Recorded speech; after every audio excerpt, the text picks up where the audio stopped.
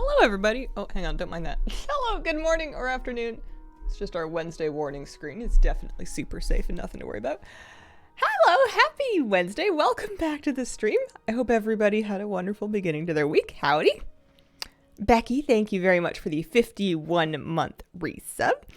Holy moly, that's a long time. Hi guys. How you doing? Hello, Miss Kira.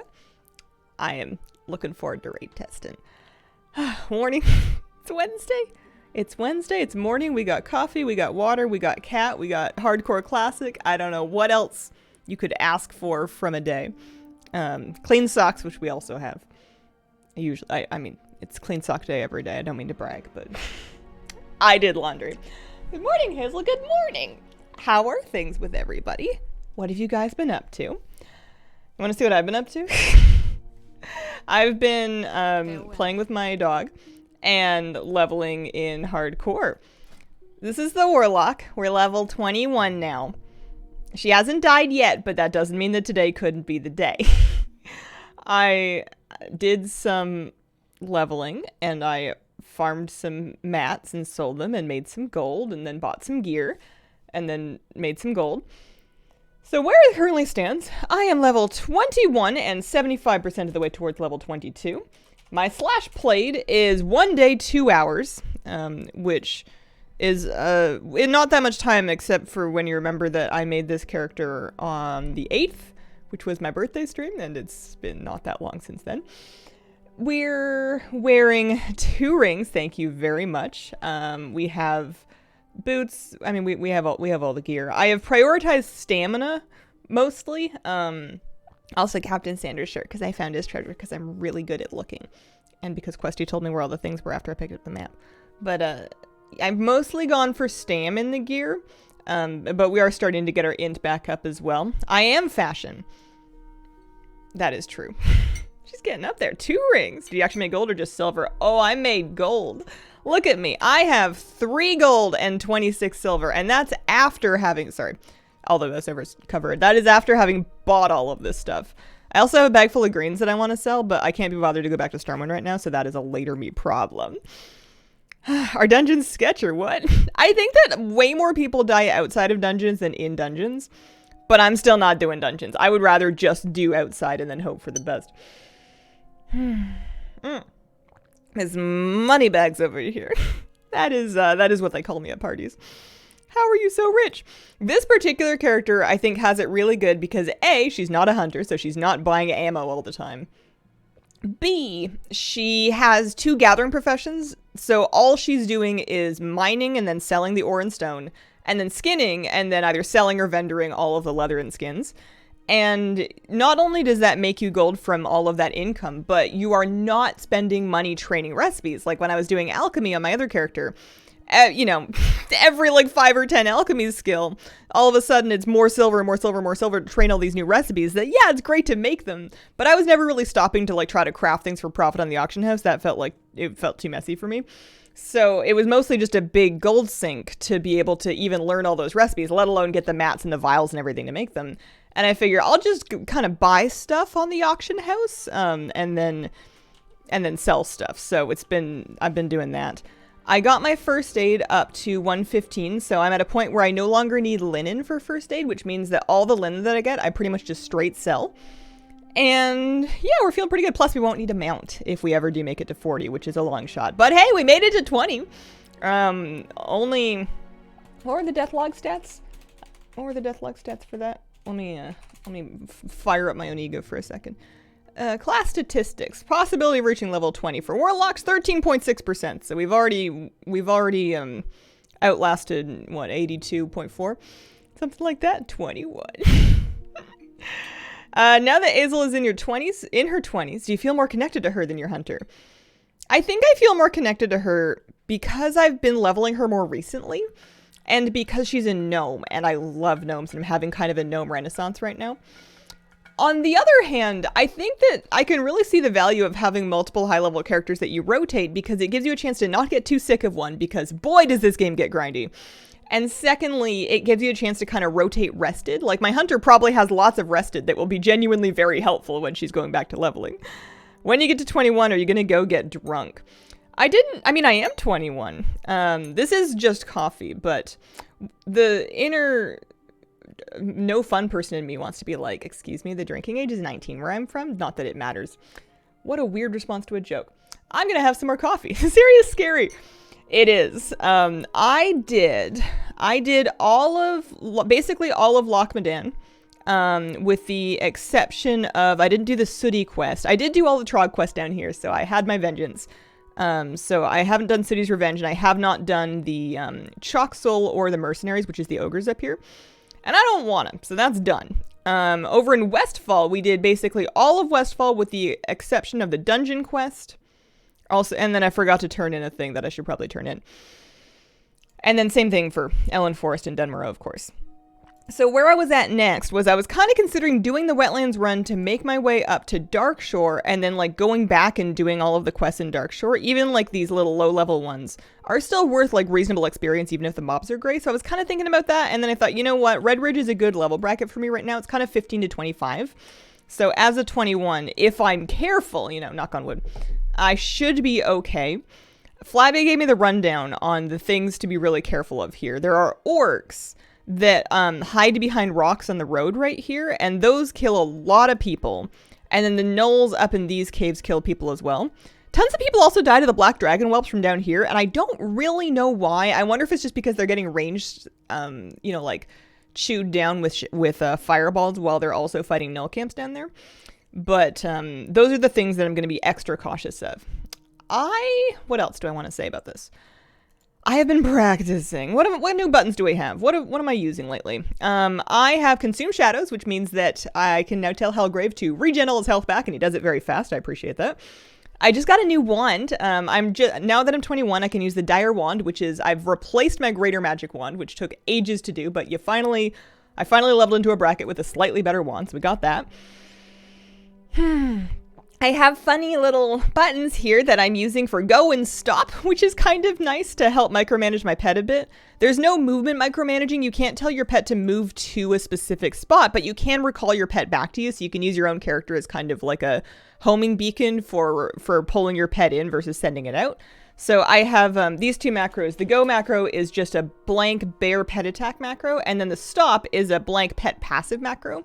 So I can use those to kind of help draw mobs out of packs, as well as if I, you know, send them out to something and then someone else tags it, I can just be like, never mind, we're leaving. And I have been, what else? Here, let's take a deep breath before we finish our speech. We've said enough words for now. Let them sink in. Currently what I'm doing, got to summon a Darnassus, clearing a Darkshore because Redridge is scary. That's smart. That's the safe thing to do for sure. Also, congrats on being not dead yet. I didn't do the Succubus quest. I have it. I'm not in a hurry to do it. It's in the Barrens for one thing, which is kind of like out of my way. Very out of my way, plus past some Horde. And if I'm afraid of anything, it's Horde bases, because the last thing I want to do is wander too close to a guard and lose it all like that. If I was gonna tell the story, one moment. Heather Leanne, thank you for the 18-month resub. Moose and my two kittens, Coco and Oscar, were born around the same time. Oh, I was gonna say twinsies, but almost. Canine feline twinsies. Thank you very much for the resub. Like the matching hair and robe colors. Good style, good style. Love the name Helgrave. There's the only name that I feel like I would like better than this. And not to, you know, Helgrave, don't listen, cover your ears. I saw somebody with a Voidwalker whose name was like Grim Tang or something like that, or Grimthak maybe. And from what I understand of the randomizer, it seems to do the names in two halves. You've got like the prefix half and the suffix half. And that means in my brain that it is technically possible for you to roll a Voidwalker named Grimgrave, which would be the only thing cooler than Helgrave. Although Helgrave sounds more like an actual name. What was I going to do? I was going to tell a story. So that you guys don't feel like you've missed out on a chance to hear about danger. I will tell you about there's 2 times while I was leveling where I was afraid for my life, where I feared for my mortality. Both of them were in Loch Medan. I was questing, both of them were actually very close together in Loch Medan. I was questing out in Loch Medan. I was on the east side of the loch, And one of them was in the excavation site. I was really, really hard pressed around like level 19, 20-ish. I had kind of finished all of the easy Loch Medan quests, and I knew I needed like another level before I wanted to like finish a level before I went back to town, but I had like really run out of good things to farm. I was killing like level 14 boars at level 19. It was not doing a lot for me. And there's these really juicy, like, level 18, 19 humanoid trogs that drop good greens, and they have good experience. And they're, like, not super on top of each other in parts of the excavation site. And I'm like, I can grind this, it's fine. And I did grind it for a while, and I got some good stuff. And then I got, like, a little too deep in, and I was doing a pull, and it was a double pull, which was fine. I've been practicing juggling, double pulls with my Voidwalker and dots and whatnot. And then, like, I realized that I'm getting pinged by a third mob through terrain, like through one of the mountains. I realized I've got a third caster aggroed on me. And then I realized there's a fourth one that's aggroed on Helgrave, and he's, like, about to die. And I thought, uh-oh. So I have this fun new button. It's called Sacrifice. It's a Voidwalker skill. What it does is it kills him, basically. And it gives you an absorb shield. So it gives me a flat amount absorb shield, and then as long as that shield holds, my spellcasting's not interrupted. So I think in that instance, I meant to slam that shield, but I didn't do it in time, and he just straight up died. So I pretty much just turned tail, booked it out of there, and used a health stone and maybe a health potion. I have started carrying around the best health potions for my level. So now that I'm level 21, I have greater healing pots, which will heal me for like 500-ish health, which is pretty sick. I made it out of there. It was fine. I didn't really get below like half, but the fact that they snuck up on me like that kind of gave me the jitters. So then I ground really, really easy mobs for a while. So I've recovered from my scare-ish. It's kind of late at night at this point. I'm like, I should probably go to bed, but like, I don't want to go to bed. I got like 2 bars left until level 20. I'm so close.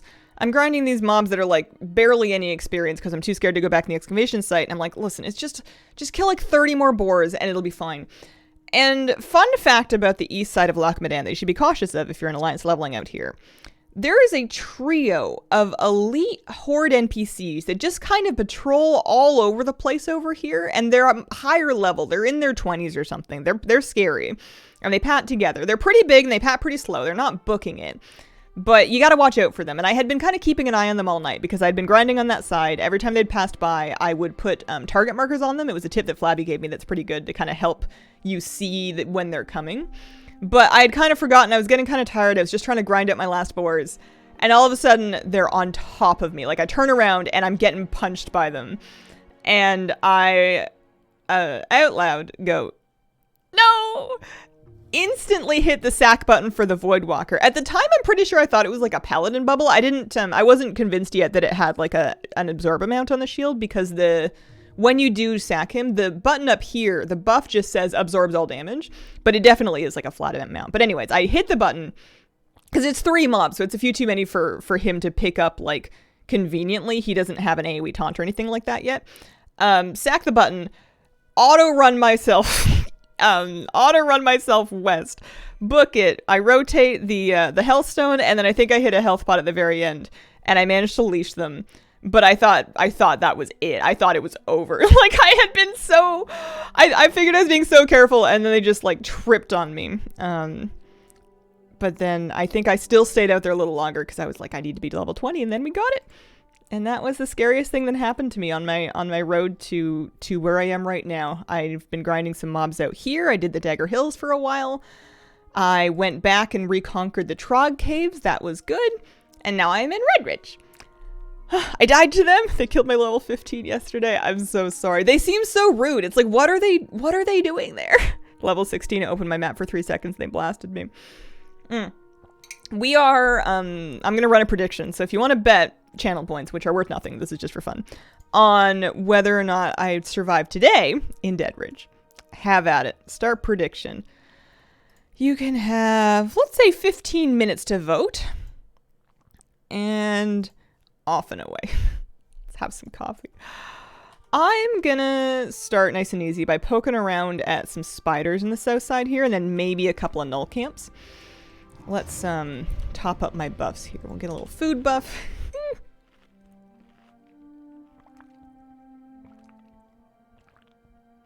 Hello, Gnome Queen. Wish you good vibes. Hello.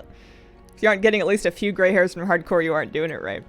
It's the most, like, addicting and also, like, calm game that makes me fuse together like a crab shell. I get so tense playing this game, especially because, like, I get so into it that I'll play for, like, hours and hours at a time. Like, I'll take breaks. You know, the dog's got to go out. You got to go get some fresh air. But if the puppy's napping and I don't have anything else that's, like, direly needing doing, let's play some hardcore. So it's a lot of time, and it's a lot of very tense time. Let me see if I've got my sound up high enough for me to hear it. We should have game sound and... Game sound. Good. We've got a food buff. We've got demon armor. I've got a little bit of lesser armor, lesser int on. I got too cheap to buy the fortitude and the troll's blood files, especially because the troll's blood one that I guess I can afford anything. I have 3 gold, but I'm saving it for the queen. Okay. Hi, kitty. You gonna sleep there? Or are you trying to get down? If you want to get down, now's a good time. Hi. You can sleep in my lap, though. That's fine. We just, I gotta try and, like, lean back and be a little comfy today, because I've had a couple streams in a row where I'm trying to sit up straight, and it's not working. I'm slowly forming, lobster plates across my back and, spine, which is also part of my backwards. Alright.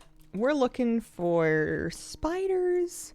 You know, we learned to make some Redridge goulash and, oh, condor meat, which apparently must be a little bit annoying to farm just because I tried to buy it on the auction house and it was quite expensive, and I thought, no thank you. I can farm that myself.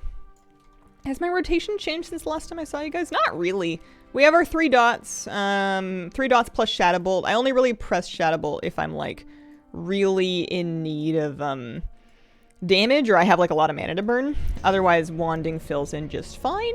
I basically never life tap. I never really drain life. I use Curse of Recklessness whenever I'm fighting a mob that I really don't want to run off and aggro a bunch of other mobs, so I will often use it if I'm trying to, like, very delicately pull mobs out of null camps. If I think Hellgrave can take it, though, I will typically just kind of let him tank. I've been getting in the habit of letting him pull and letting him taunt once before I even cast anything else. So as nice as the Immolate pet attack macro is, I've been getting in the habit of, just for aggro purposes, I've been getting in the habit of sending him in first, letting him get the first hit, letting him taunt, and then opening with the Immolate, just because it makes it easier for him to keep aggro. He also, I now have 3 points into improved Voidwalker, plus he now has the 2nd rank of Torment, so he can mostly hold threat. Mostly.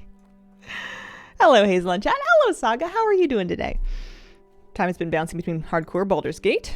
Can easily sink hours into both without realizing.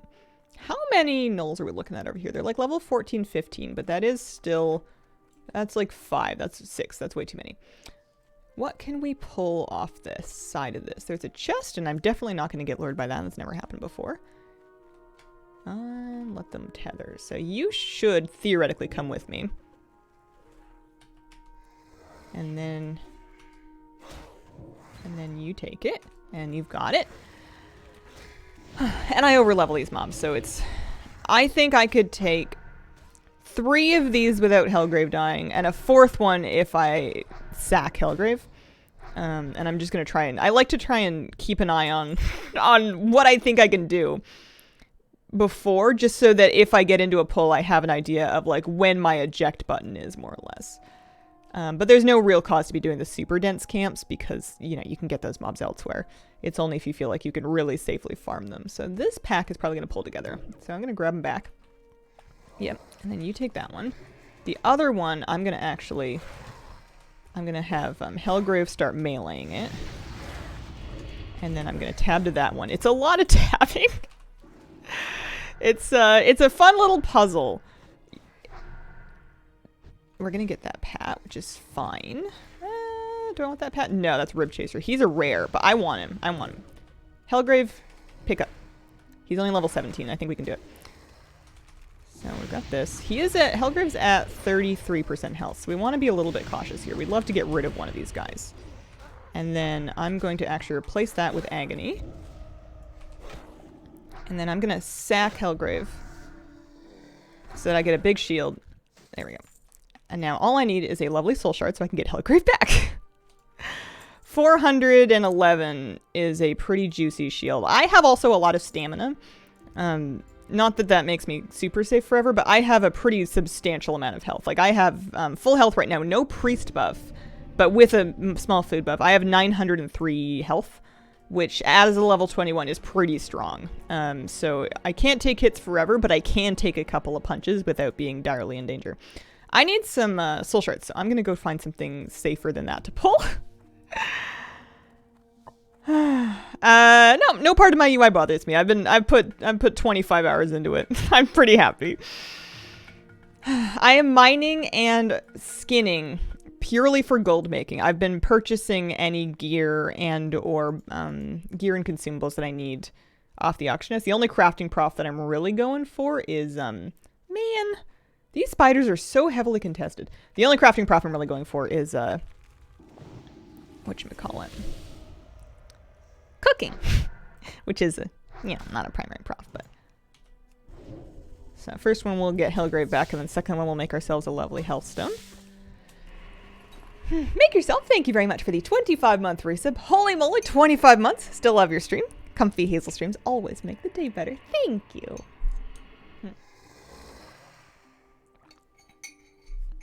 Yeah, wands in retail are no longer what they were. As far as I understand, you cannot shoot with them, and they're basically a main hand slot now. There's also not very many of them. It's not really much of a thing.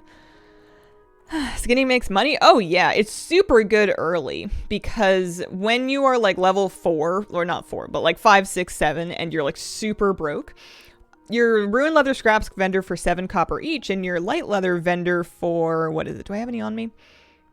Light leather vendor for something like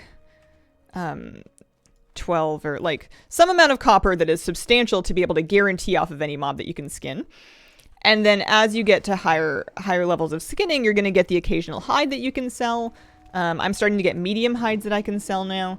And I'm assuming that only gets better as you get to higher levels of skinning. But even if it's not worth posting the auction house, vendoring it works out pretty well, because you can get so much of it, not just from your own kills, but you can clean up other kills that you see around. Every now and then I'll find just like a boar/whelp graveyard, and I'll just be able to load up. So light leather, where are we at? 15 copper per for light leather, which really, really helps you buy those early skills.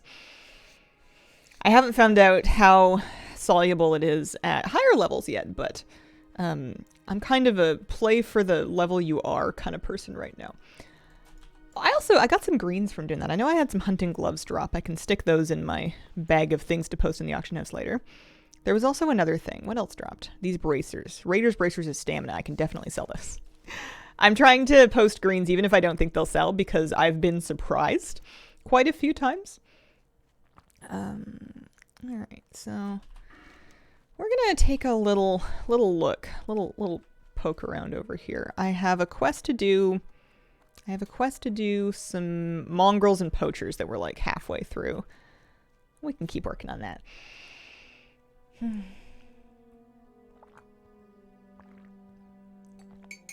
I feel like I should use a wand more as a mage. Post anything TSM tells me might turn a profit in Wrath. Did you do any Secrets of Azeroth yet? It's fun, but a lot. I haven't done any of it, and I'm a little bit worried that I'm gonna get myself into trouble with that, because my official tagline for that has been that I'm just gonna wait until later and then catch up on all of it, which is fine because it's gonna remain available to be done. And I'm pretty invested in this right now, and if I know anything about myself, it's that trying to do puzzles when I don't want to be doing them is a great way to make myself upset. But leaving it is just gonna make it turn into like a really, really, really, really big list of things to catch up on later, because I definitely want to like do it and get this stuff. But I know it's gonna be very long. I know it's gonna be very long. This is a minor amount dangerous because I don't know what's up on that hill, so I'm just gonna pull him back a little bit. Yeah, it's gonna make it take forever. I have flashbacks to when I had to do Balance of Power. Not had to do, but felt like I needed to do Balance of Power all in one sitting because I had procrastinated on it, and then I was like, oh geez, I do need this. All right, here goes. And then it's like, 2 months or whatever worth of weekly release campaign content that you're trying to catch up on all at once. It was a lot for me. Where are you going? Oh, I'm going right there. This might be like a double welt pull, though, which is, I think, fine.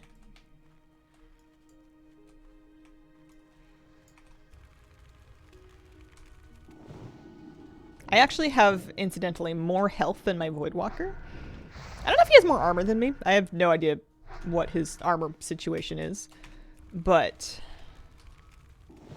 I try and sometimes gauge how much damage are they doing to my Voidwalker over time, and then use that as like a, if my Voidwalker did die, or if I ripped aggro off of it and kept that aggro, how long worth of this damage do I feel like I have before I need to, before I cease to exist? Okay. I'm sure eventually they'll give me a quest for these black dragon whelps. They are everywhere. Doggy pet from Secrets is really adorable. There are only a couple of things that require others. Oh. Oh, I didn't know there was anything that required others. Few things require other participation. Might be better to find the script earlier. Oh, okay. Yeah. Do I want to do that? Probably, if it gates me off from other stuff that I want to do. It doesn't make me feel fun. I'm not going to worry about it right now.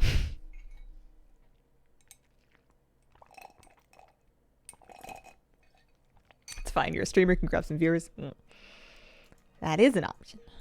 I kind of ran past the null camps, didn't I? There's nulls down this way that I was farming reasonably well. We're getting pretty close to their level, which is exciting. At 22, I can learn to make a stronger health stone. That's the main thing I'm going to do. I'm not too fussed about Eye of Kilrog or a new rank of Drain Life. I should get the new rank of Drain Life. I haven't been using Curse of Weakness at all. I'm too busy with Agony and Recklessness. But the new, man.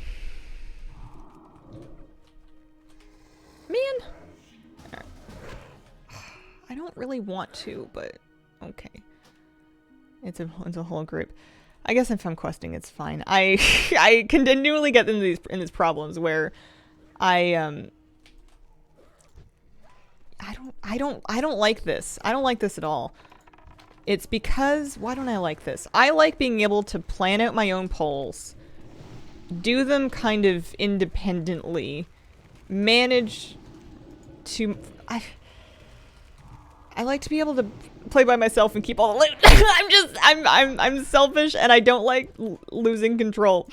So sometimes I'll be like grinding in an area or questing in an area and people will invite me to a group and I'll say no, basically, because I would prefer to play alone, but it comes across as not very sportsmanlike. But you just, you know, sometimes you just want to play in your own mobs. You gotta be reckless. He's a loot goblin, who knew? I'll certainly, like, I'll join, there's certainly areas where it would be a bit silly to go alone, especially at certain levels, and in those cases I will, definitely work with people if they want to, but I don't know. It just feels like not what I set it to do. But then if you are being the loot goblin and playing on your own, you are basically, you know, fighting for tags with other people, which isn't ideal either, so. Oh well. You can lie. Say your solo self, man, if you want to not seem rude. I could. I prefer to avoid falsehoods whenever possible. Things you buy with Artisan's Metal for knowledge. Can you buy those once a week? I do not know. I wish I knew. I don't know. I haven't done that. Closest I've ever come to dying is when I get invited to a group, someone does something silly. Yeah. Am I excited to see the new raid? Yeah, it'll be fun. Raid testing is soon. That'll be good. I have it marked out on my calendar. Raid testing is fun because it's I don't usually I go in not quite blind, but like a little bit blind. I will kind of skim the dungeon journal, just have a look-see, get some footage, and it's fun to see fights without like a lot of pressure to like fully understand them from go. Because you know, you'll see things happen and it'll be like, wow, it's neat. It's kind of a cool kind of cool. I think see what they're doing there, you know. I don't know what I'm saying. I'm gonna thank the people in the drop group for now. I want to figure out what it was that I wanted to do. I need more spider meat, certainly. we got enough mongrels killed. We did the nulls. We can turn those in to up at the Griffin Master. There's some copper over there we can take a little look at. That sounds fun to test it. Testing is also, it has a special kind of chaos that I really get a kick out of. You know, every now and then they'll have to like just shut something down, or something will just be like really comically broken, or they'll like nerf things on the fly. I forget what exactly it was or what they said, but there was some raid testing for some Dragonflight raid where they had to nerf Moonkins mid-raid testing because they were so good. They were so strong and overtuned that they were like impacting and, you know, diminishing the value of the testing experience. Like the fights were just getting blown over because the Moonkins were just overlords. And they pushed a live hotfix to like mid poll to chop down them, and they put out like a server-wide message about the end of the feathery friended rule or something. I don't remember exactly what they said, but I got a huge kick out of it. Am I gonna risk it with DM? No. No, I don't see any good reason to. Gonna make one at bank level. My other characters that I made with friends. My solo priest, which are the 2 that have made level 10. Nice. I kind of have a desire to make a priest, but I'm restraining myself because I already have 2 hardcore characters on the go. A third one, while it would be good to rotate for rested, I think what's happening is I really like the first like 15 levels a lot.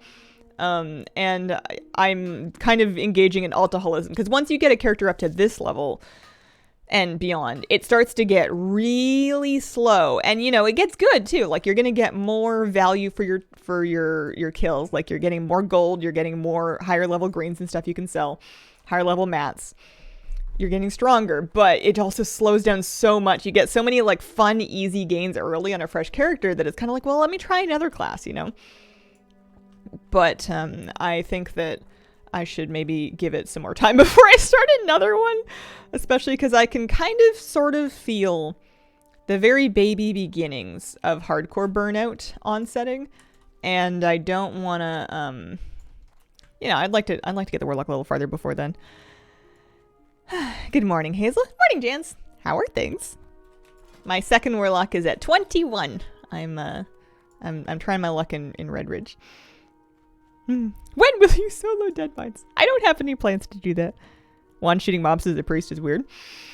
One of the things that makes me want to make a priest is that they get like a wand specialization. They get talent points they can put into wanding to make their wanding real good. That's pretty cool.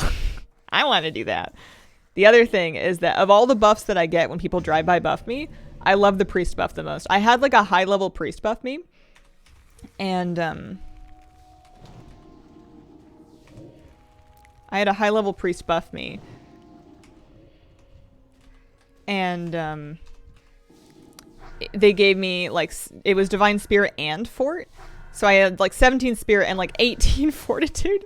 Or 20 something? I don't know. It was a ton of health. It was a huge chunk. And I came out to Redridge and I was like, well, I'm going to try some hard quests. Or not hard quests, but I ended up soloing Belly Grub twice. He's a level 24 pig that you need for a quest. And I did him twice as a level 21 because I could. Because I had so much extra health as a buffer. It's like, yeah, you resist my spells. See what happens. I got time. Drive-by buffs gave me WoW nostalgia.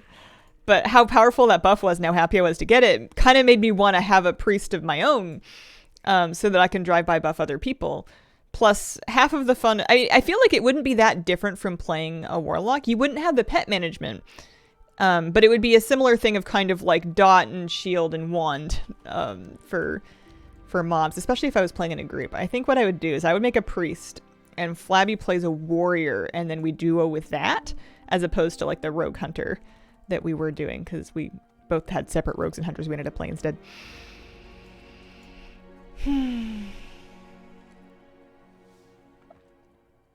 Any plans to do any hardcore dungeons? No, not at all.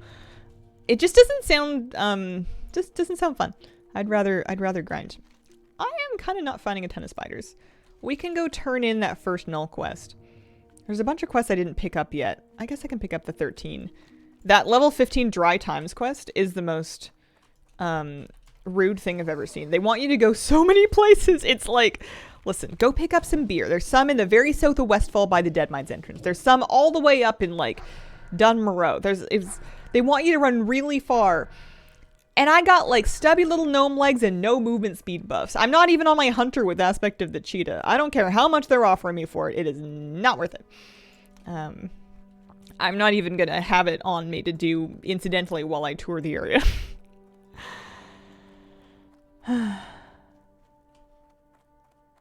For the spiders, do you look in your shoes and behind the sofa? Don't even get much for it. Alliance is kind of a lull in quest in early 30s if you don't do any dungeons, though. Yeah. Flabby is in that. My friend is in that level range, and he's kind of been noticing that they've has been finding grind spots to kind of like farm mobs to cover that gap, and it does seem like you kind of run out of stuff to do for a bit. But they're playing a rogue, so he does quite a lot of damage. I have I don't feel like I guess I do alright damage in multi-pulls. It's just kind of balancing your survivability versus how many mobs you want to pull at the same time. I'm certainly super, super safe if I'm just pulling one mob at a time, but I'm also, it goes quite slow. Like, even for mobs that you over level. I think that's just part of like a dot-based class. But Hellgrave, bless his heart, great tank. Holds aggro now, which we appreciate more or less. But doesn't do basically any damage. I trained some abilities on my imp. I trained like the new abilities that I could get on my imp so that I was grinding harvest golems. I was grinding the harvest reapers in Westfall, and they are taunt immune, I think because they're mechs. And I figured I would, you know, because Hellgrave couldn't do the one thing that he's good for. I'm sorry, buddy. You're also good for sacrificing, but he couldn't taunt. So I was like, all right, well, for these, I guess I'm just going to grind with my imp out instead, and we'll have Blood Pact. And you get Fire Shield, too. It's like a little mini Warlock version of Thorns that you can have your imp cast on you, which is kind of neat. I guess I'll pick this up. I don't plan on doing it right yet, but I have some space in my quest log. Turn in this, see what we're at. Need help? Nice, nice, nice. There is not a follow-up currently. Okay, so quests in my log that are the lowest level out here. The Lost Tools is one of them. Toolbox from the bottom of the lake. Let's go take a little look at that. There's also some fish and Murlocs. Level 20 Murlocs, so we want to be really careful of those. One nice thing about swimming is that I'm a Warlock and I can just buff myself for water breathing. So we're going to go for a little swim, and we're just going to be careful and try not to pull too many Murlocs. I want to eat some clams. There we go.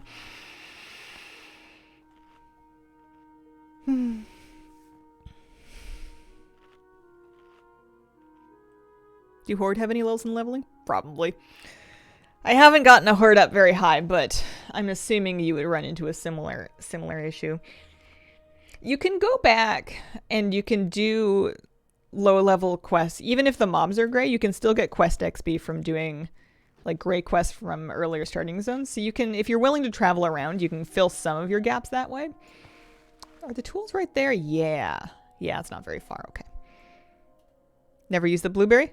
Always go imp to succubus. Never leave succubus. Blueberry seems pretty chill. Like a nice friend. He's pretty rough early. Okay, we gotta be careful. These are some big Murlocs. He's a little bit rough early because he doesn't start out with very much threat.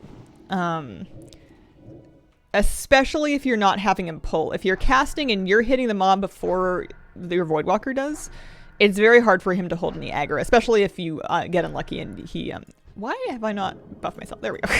Water breathing. If you get unlucky and he resists your taunt, you're kind of out of luck. You know what? That's not bad. I might grind Murlocs for a while. I know swimming sucks, but it sucks a little bit less for me, and these aren't too condensed. Would you go pull that one, bud? I'm gonna loot this thing. Don't drown! Imagine drowning on a Warlock. How embarrassing. Or at least a Warlock that's high enough level to have the water breathing that should know better. Drain tanking with Lock and TBC is huge fun. Do some low level and Dark Shore to tide me over. Yeah, that was just about what I hit. I've got a couple more lobby quests that I can do around here, but I may be reaching the point of either... I was kind of debating, do I want to brave the Wetlands run, or do I want to, do I want to brave the Wetlands run, or do I want to grind out mobs in, like, Redridge, basically, was where I was at. now that I'm kind of 21, 22, the wetlands run, I don't want to call it perfectly safe, but it should be a lot safer. It's mostly when you're like, you know, level 10, 13 or something like that, that you're going to have a huge aggro radius to everything. Plus those crocolists can absolutely eat you for lunch. At my level, I should be able to walk by most things on the road. And even if I do aggro like a higher level orc or something like that, I could sack the woodwalker and just leash him. So I think I could get to Darkshore just fine. It's just kind of a big time investment. Yeah, I'm just going to keep this one. Kind of a big time investment. Honestly, this grinding right here, I won't go too close to there, but like these scattered Murlocs underwater are kind of nice. There isn't really anything else that's patrolling around as far as I can see. There's no one really competing with me for these mobs because they're underwater and people don't like swimming. They're humanoids. They're not dropping cloth. Murlocs tend to not. They usually drop clams instead, or like fish or something. But I've got quest items for them right now. And they drop copper directly and in a pretty decent level. So this is actually kind of good. I would prefer if I could get double pulls, but I will kind of take what I can get. I will sometimes look for a long time for a good farm spot where I feel like that nice balance of pretty safe here, but also still getting decent drops and decent experience for my time. I'm still not using that add-on or that weak aura. I'm still not using the leveling weak aura to kind of like quantify my time efficiency yet, but so there is a level 25 lake thresher. I'm going to not mess with that. Let's throw a, I was going to throw a target marker on it. We're just going to swim back the other way. 1 or 2 mobs packed close to the road. No reason to do the wetlands run by a portrait or an asses. What if I'm cheap and I don't want to interact with other people? Here's a reason. Weird ways to the harbor too. Go after doing most of what you can here. Yeah. I do love a good grind though. I know I was complaining about how repetitive grinding was, but it's my own fault. I do like just like setting up somewhere and working on it for a while. We need like 6 more sunfish. I could totally. Yeah, though that we need to be careful of. Okay. That is a level 25 elite. We don't want to mess with that. I wonder if there's a few of them. Let's see if he shows up. I should probably give him a brighter color. Circle's a nice visible raid marker. You can kind of like see him around. There might be more than one. There are more Murlocs up there adjacent to that. Also, one of them looked a bit rare, but maybe he just had cool hair. Can I pull you back over this way? It is a tiny bit tough to judge distance underwater. Ding, 19, congratulations! For Lance 20 to 30, doing no dungeons after doing all. Most of Westfall, Loch Madan, and Darkshore. Did Ashenfield, Stonetown, and Redridge. Scared of Duskwood, but it's the only place with quests that aren't 5 levels above me. Duskwood is also scary to me. I will go there eventually, but you gotta really watch out and keep your eyes open for stitches. The thing that I really hate, and I think it's a little bit because of Murloc Flesh Eater. Oh, well, I guess they're not saying what kind of flesh. Maybe he just likes some fishes. Hang on a moment.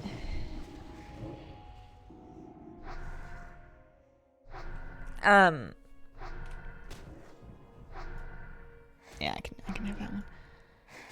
I think it's because of my traumatizing incident in Loch Madan with the padding elite mobs, but whenever there's something that can absolutely deck me that's just wandering around outside, that kind of freaks me out.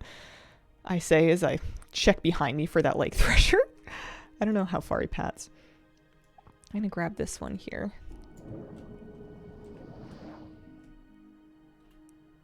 I feel like it's probably the other side of the lake primarily. Although, feelings aren't facts. Being able to do dungeons more than once seems nice. Some classes really like that dungeon loot early. Fish flesh. Forgot did Wetlands too. Wetlands! I am excited to do when I get like a couple more levels. I feel like Wetlands is a huge temptation machine. Like there are totally safe things to farm and safe things to, like safe quests to do. But they pretty early send you into doing some pretty dangerous quests, like those null camps specifically. I don't know about the orcs. I know people die to those too. But the null camps people, you just get kind of tempted into them because you're like, oh, it's just like 3. I bet I could take a triple. You know, I've been pretty safe. I'm a little above their level. I need these for a quest. And then you're fighting the triple pull and then 2 more spawn right on top of you and you're like, well, oops. You know, like, you can't not account for respawns. You have to account for potential respawns. I've seen a lot of people in Deathlog and just around that get surprised by them, and they are surprising. But you got to be aware when you're in an area that's got kind of that density that seems to be, especially if it's very active, and it seems like a lot of other people are farming there. It seems like Classic, or at least modern Classic, does have the capacity for hyper spawns. Those guys are pretty stacked. If I grab just you and I pull you back, who's coming with you? Just one? Yeah, just one. So let him grab that one.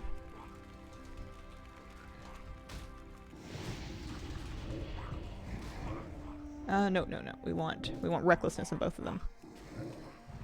And then we want you to taunt this one and then hit it. And then we want to immolate this one. I'm not perfect at it, but you can juggle them to some extent. We've also lost our dots on this one though. And then at a certain level you can just kind of, because yeah, Hillgrave's almost dead, so I would rather tank that one for now. I wouldn't do more than a double after having seen that. I'm trying to grab this one off of him. I don't really want him to die. There we go. You can also heal him, but you know, why heal boy when you can make mob dead? Do you have an in-game moose pet yet? In retail, absolutely. Oh, you mean like a dog pet named Moose? Also, yes. I named my Milo pet Moose, but there's also like actual baby moose pets that you could name Moose as well. For retail. Most deaths in Wetland are people trying to do the run.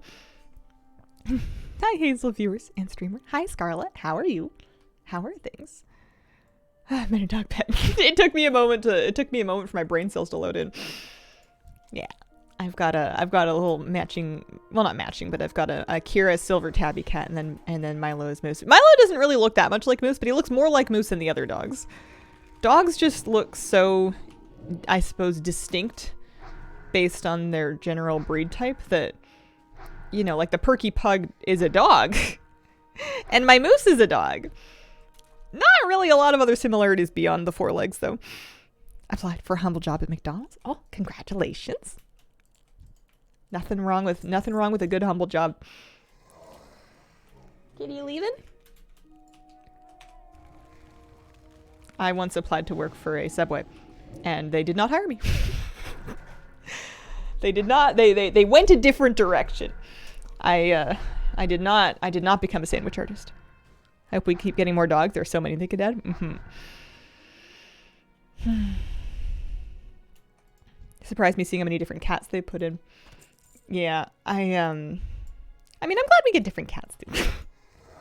as a big fan of kitty cats, but yeah, I think more dog models are filtering through. I wonder if it was just a thing where there was somebody that preferred cats that was putting forth inspiration for pets for a while. Because I know that they had a lot more cats before they had dogs. Subway missing out, bet you're a great sandwich artist. I would have done all right. It would have been a job. Listen, I can put together a good sandwich, but I don't know. I don't think I would have revolutionized the brand. I would have problems not saying ew, adding mayo. Lived with a dude in shared housing who worked his way up the ranks at McDee's here in Norway. Experience helped him land jobs later. Aren't all cats mostly the same shape, or are they different shapes? I think it's to a lesser degree than with dogs, but different breeds of cats will have somewhat different shapes. You'll see like munchkin cats that have these kind of flatter faces and like folded ears and stuff. I don't know a whole lot about it because I don't know any cats like that. In my world, cats have always generally just been like cat. Domestic short hair cat. Maybe that's just because I like those ones, but there's a lot of them here. My cat had a massive salty burner back. Oh, I'm so sorry. Like being a barista from doing any food service. It's been the best. The Wicked Fate, thank you for the 29-month resub. Thinking of a Starbucks job. 29 months. I got my annual fall Starbies. I don't know if anyone calls them Starbies. It sounds like an Aussie thing. I fulfilled my pumpkin spice latte dreams on my days off. It was everything that I wanted it to be honest. I was out doing some shopping early, and I was like, you know what? It is pumpkin spice season. I am gonna be that girl. We say Starbies where I am in England. Morning, good morning. We say people will talk about Timmy's, although not really much anymore.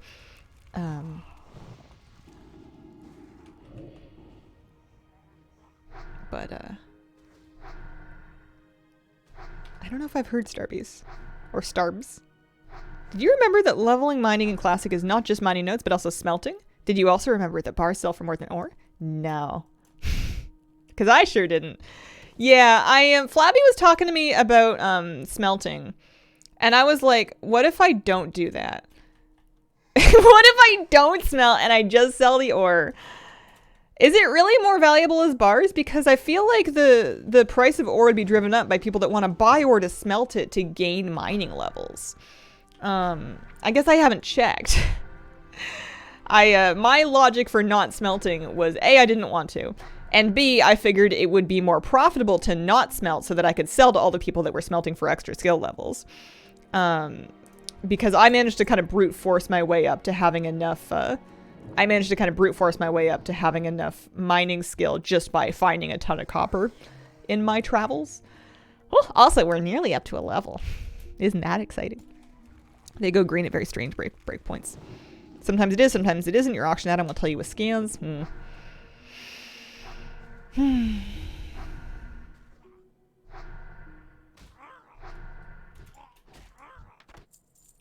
can check with auctioneer in the smelting menu. Yeah, I should probably start doing that. I don't want to. I don't want another chore. Barnacle clam. There we go. What else do I want to do here? Did I get enough Murlocs? I need one more sunfish. One more sunfish from the Murlocs. I'm pretty happy with these. This grind's been going well. Can't wait to try Timmy's again one day. I don't remember it well. I wouldn't get your hopes up wildly. I think that the non-coffee items are still fine. The donuts and bagels are pretty much the same as I remember them.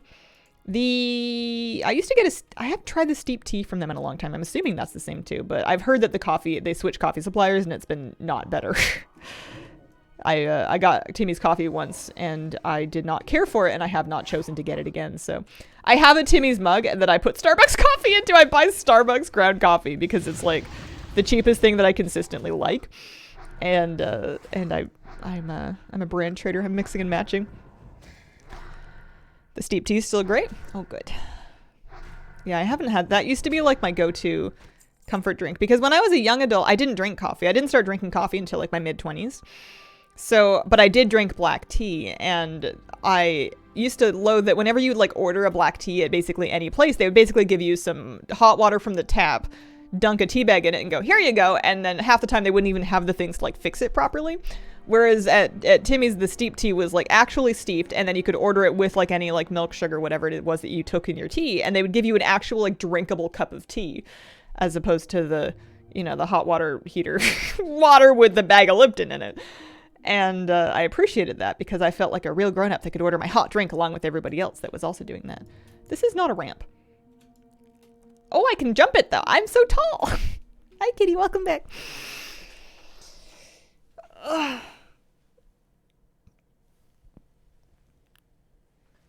I think that Timmy's tried to go into the US. I don't know if it worked out. If there are any, I don't think it's nationwide. I think it would be in like northeastern US. But I do not, I think, I don't know. I should be quicker to just say, I don't know, and not try and talk out of my butt like I know something, because I do not. Kitty does not want to come up here. Hello. I found your toolbox. Oh, thanks for the meaty marmot kits. Those are nice. I appreciate that. How's my bag slots doing? Not so hot. Not so much with the room. Also, now that I'm 22, thank you. New talent point. Ooh, I could get another rank of stuff here. I could give him 3% more maximum health. You could get rapid summons on these things. But it's still not an instant summon. The summon is a 10-second cast. You can get it down to, like, what, 3 seconds? Maybe you can get it down to instant if you put 3 points into here. Which might be nice if you have bonus soul shards and your guy dies. It might be good for safety. Other options are cranking their stam and their damage. I could also, another thing I could do, and I haven't really, like, mathed this out in a talent calculator to see if you have enough talents eventually. Voidwalker to reduce damage taken. Spellstones and stuff. The other thing I could do is I've been kind of slowly putting points into improving corruption just to make it comfier and easier to cast, because you do cast it a lot, but I don't know. I don't feel like I'm really speeding that much. Do I want... And I'm not really putting any points in destruction. Can't be bothered. Sacrifice and then summon quick? Yeah. So that takes it down to by 5.5. I'm assuming that it becomes a very... Like, by the time you've got these 3 points in, I'm assuming that's a very quick summon.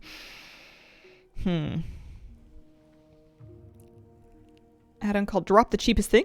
Guess what it does? Yeah.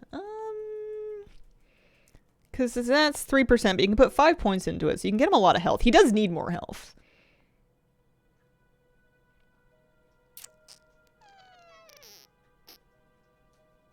I'm doing it. I'm doing the summon thing. I think that that could save my life one day. Plus, you know, it'll save me like 5 seconds every time, Oh, sorry, not. So it's a spell. It's not an all the time, but it's a 15-minute spell. Feldom. So that's going to give me the fast summons whenever we are getting him back. Not crazy fast, but eventually with those extra 2 points. Yeah, those are better. Alrighty. And then we got these quests. Nice. I got a new recipe. Murloc fin soup. That's a 6 stam food. Oh, we like that. We like that. I need 6 stam foods. I could use some more Murloc fins. Alternatively, the Redridge goulash when we get that eventually. We could boil some more clams. We got 6 clam meat we can pick up. I don't even know if I want to pick these up yet.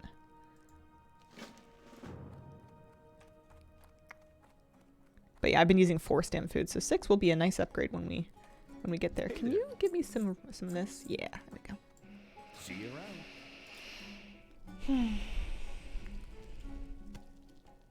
It's the only ground coffee I like to buy, and I've tried so many. Personal helps being out and about with 0 bag slots, trying to figure out what to drop for a quest item. Add-on helps me a lot. Yeah, I could see how that would come in super handy. Save you some of the time of the guessing game. I want... Yeah, okay. And then I want to clear things up a little bit. So I don't need those. Definitely don't need that. I want to go back to Stormwind, unfortunately. I need some training. I need some spell training. Not much spell training. Like, I could probably procrastinate on it, except for the fact that I also really need to post up some stuff just to get it out of my bags.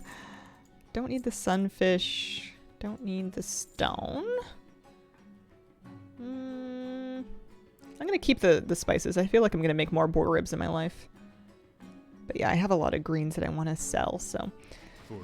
Yeah, all right. Back to town. Do I want any of these?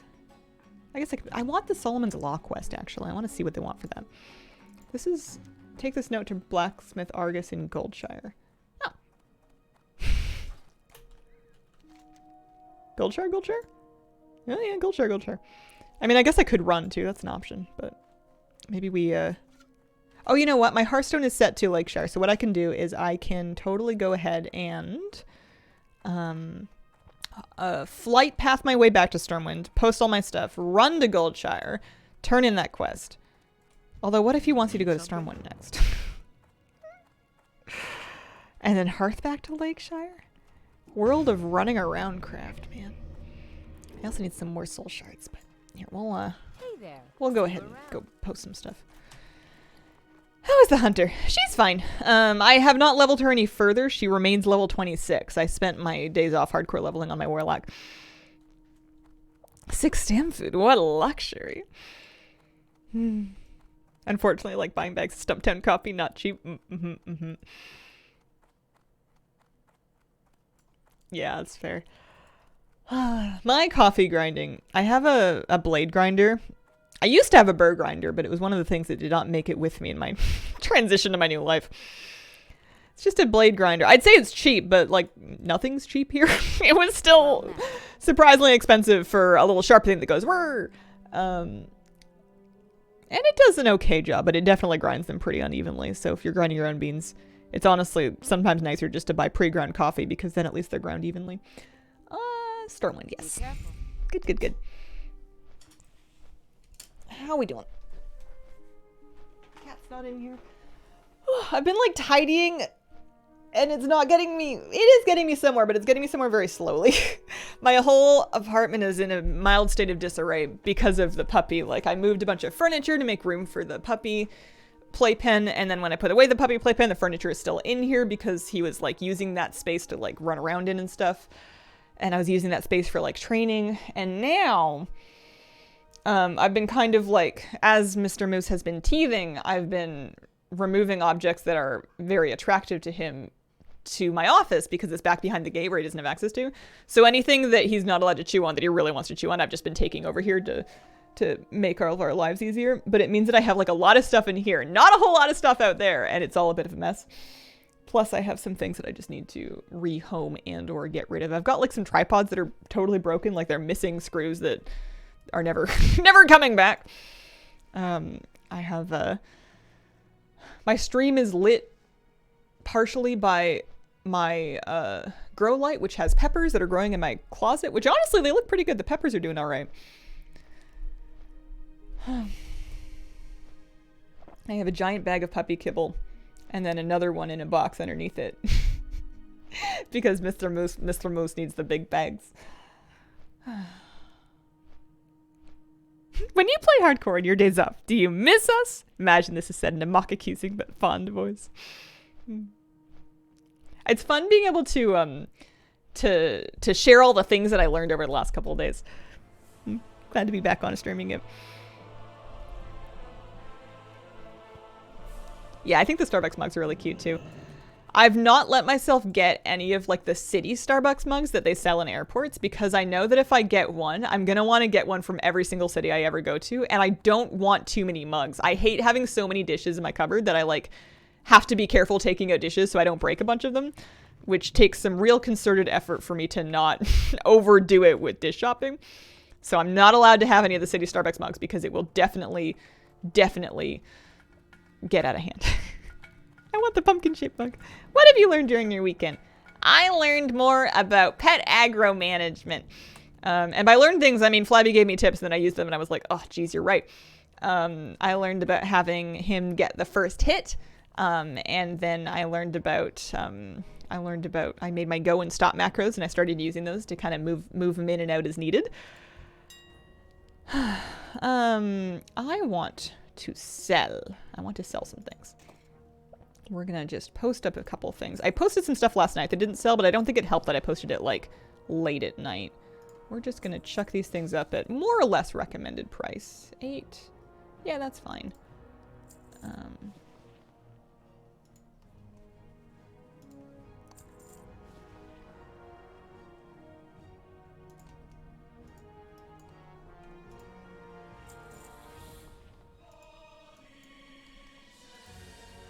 Greens have been shooting up in price, and to some extent sale rate because people tend to have more gold at lower levels than they used to. And then scrolls are also a really good thing to hang on to and sell if you don't think you're going to use them, because people buy them before they go do dungeons and stuff. The armor kits I'm keeping. I'm going to put those in my gear at some point. I have my one Murloc consume. Those clams are not really worth posting. That is currently worth posting. Sometimes I vendor light leather and sometimes I keep it and post it. It kind of just depends on what it's going for whenever I happen to be at the auction house. The wool cloth I should really be crafting bandages with instead of selling, but oops. Whoops. That's fine. Oh yeah, I was gonna check the... I don't care. That's fine. Not smelting ore apparently is the new thing I'm gonna be arbitrarily stubborn about. Gore-tusk livers. Yeah, people need those for a quest. And then the boar meat I can just vendor. Am I happy with this? We posted up some stuff. The leather already sold, or at least some of it. Anything, I mean, I only got like 1 level, but is there anything usable, uncommon, that I like just got the ability to wear? Bright armor, 8 int, 4 spirit. It's a lot of int, and those are pretty cheap. Bright robes, 4 int, 8 spirit. The trouble is, A, I wouldn't be as cute, and B, my robe right now has 7 stam on it, which is a lot of health. Intellect doesn't actually give me spell damage directly. It gives me increased mana pool and increased spell crit, which is like to some extent damage, but it's not as aggressive as the power that you're going to get from Agi as an Agi user or Strength as a Strength user. Like those both give you direct attack power. So I've been kind of undervaluing int because it's like if I'm not going because I'm mostly wanding, then kind of what's the point? So I'm not going to worry about that, I guess. These are offhands. Those are legs. My legs require 17, 6 stam. 5 spirit, 5 stam, 6 spirit, 6 stam, 50 silver. What about that? Spell damage. I could trade my 7 stam for 9 int. Spirit I'm not too fussed about. It's not awful, but it's not something I'm going to seek out specifically. Oh, you went up. Heart rings. 5 stam. I have, I'm happy I'll keep the chrome ring on. Ooh, shoulder. They don't have any shoulders yet. My shoulders are naked. There are ivy cloth mantles. There's owl. There's wolf. 4 edgy, 5 spirit. Gross. Expansive. 5 int, 4 spirit for owl. Shadow rush. 2 gold for shadow wrath. Get all the way out of town. What about wizard's robes? 8 int, 5 spirit. I don't know. I think I'm gonna not worry about it. I think I'm gonna stick with my stam.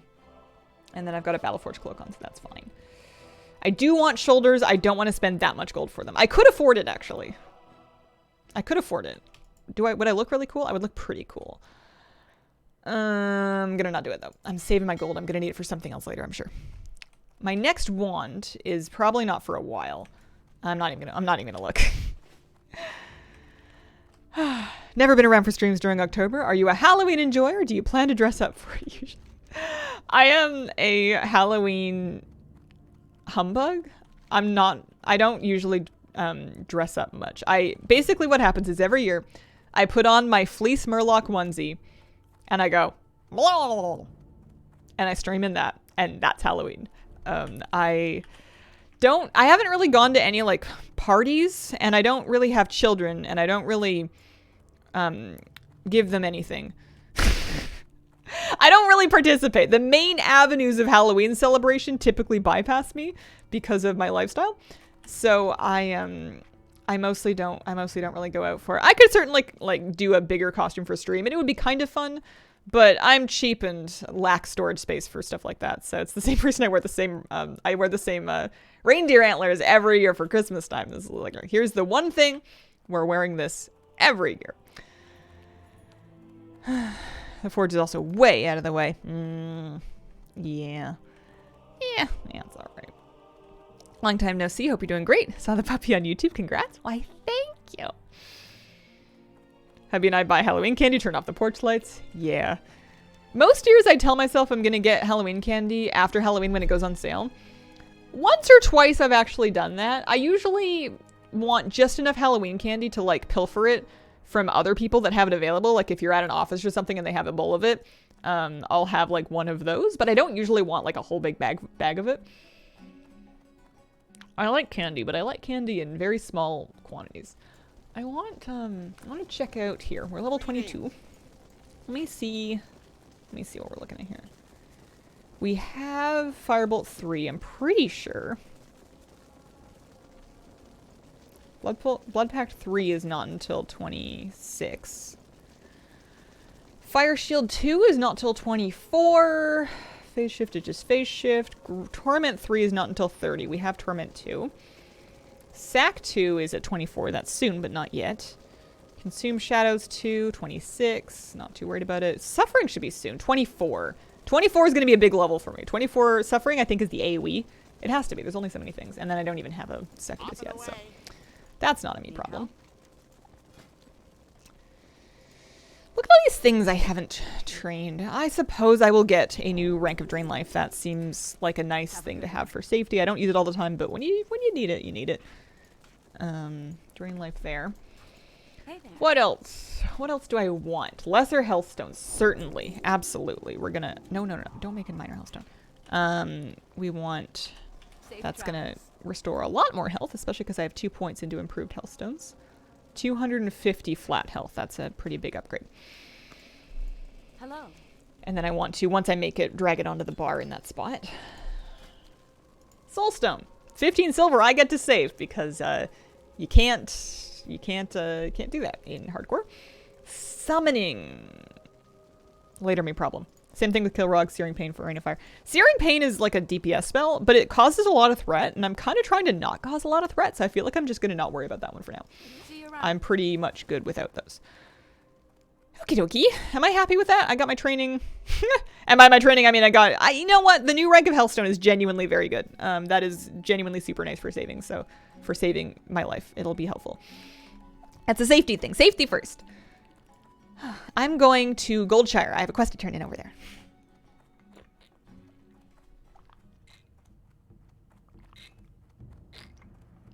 Watching stream for like 30 minutes thinking it's yesterday's stream. No. What day is it? Wednesday. Love buying the Reese's pumpkins when they go on sale. Throwing them in my freezer until I want a sweet treat. Oh, that's smart.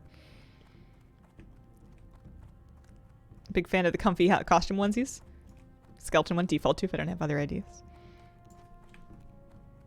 Kitty.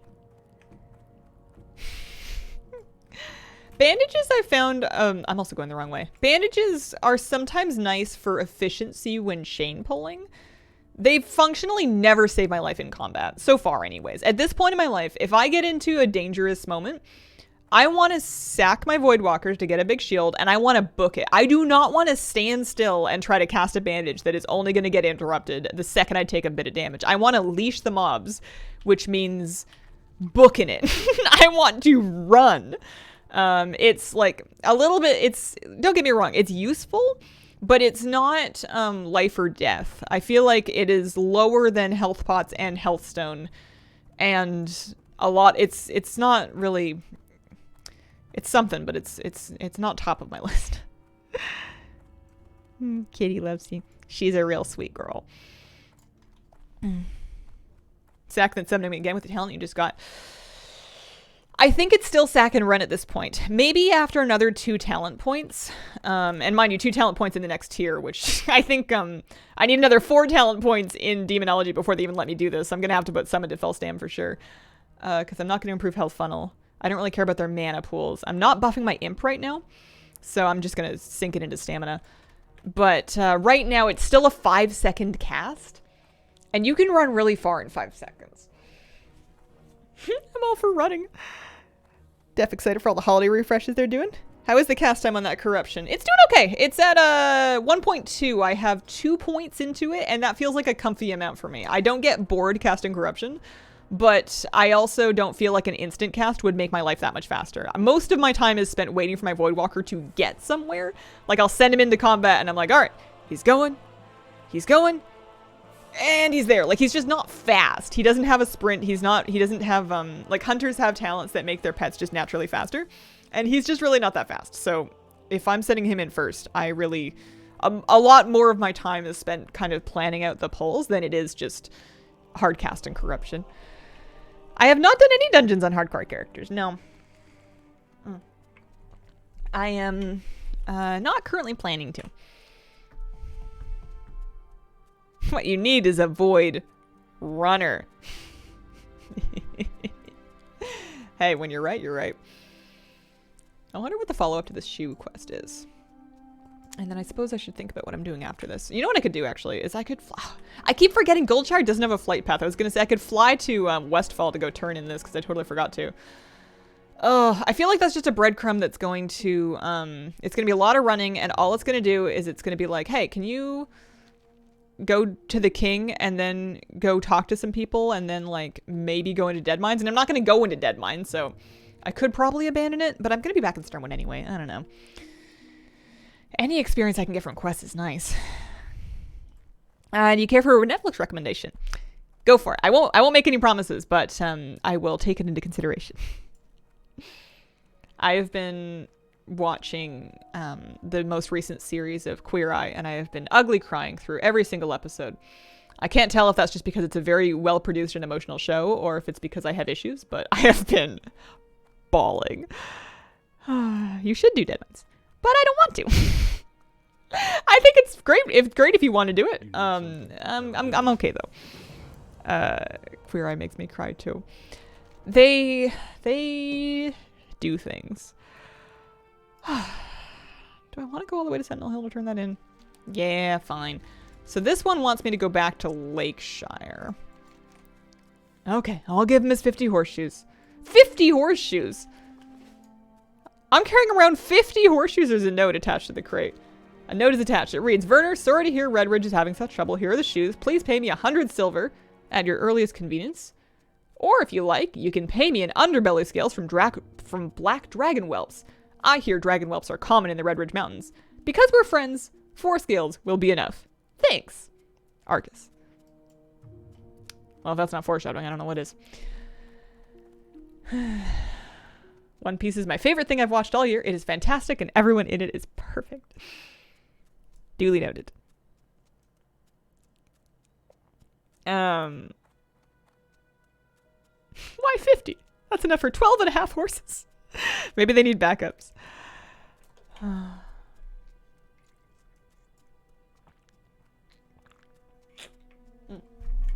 Water good. Water good. Can't believe that Blacksmith became a world sulfur legion.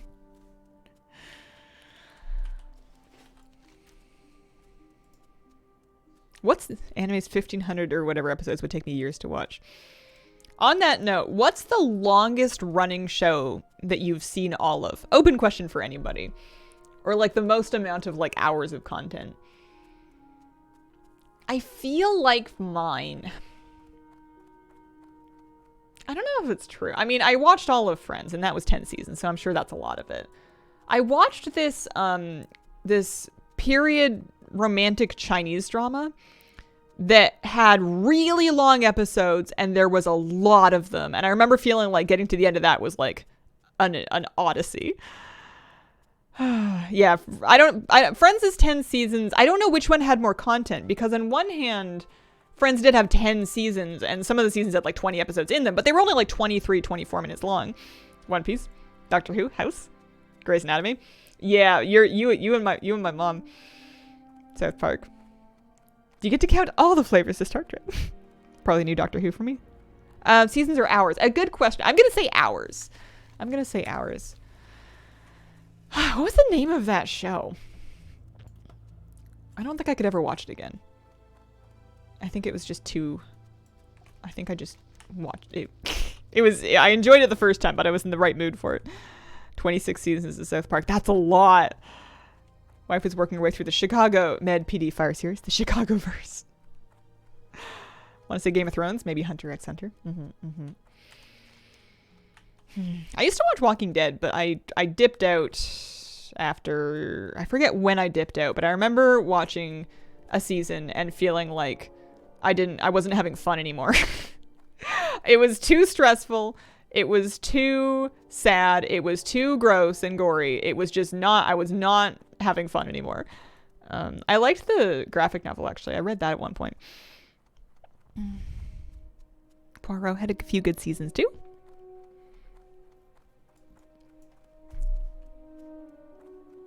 Started watching that. Seemed bad. Didn't like it at all. Most draining show I ever watched was binge watching the first 24 without stopping. Buffy the Vampire Slayer, X-Files. I never watched the X-Files, and I feel like I missed out. Longest I felt watching something, the first 20 minutes of the live-action Airbender movie. Does my paladin's booty strutting across Azeroth count? Because, yeah. World of Traveling Places craft. Watch it as an adult, still entertaining, say go for it. Filmed around Vancouver. Lots of good stuff was filmed around Vancouver. Maybe Buffy? Yeah, I never watched that either. I've heard good things.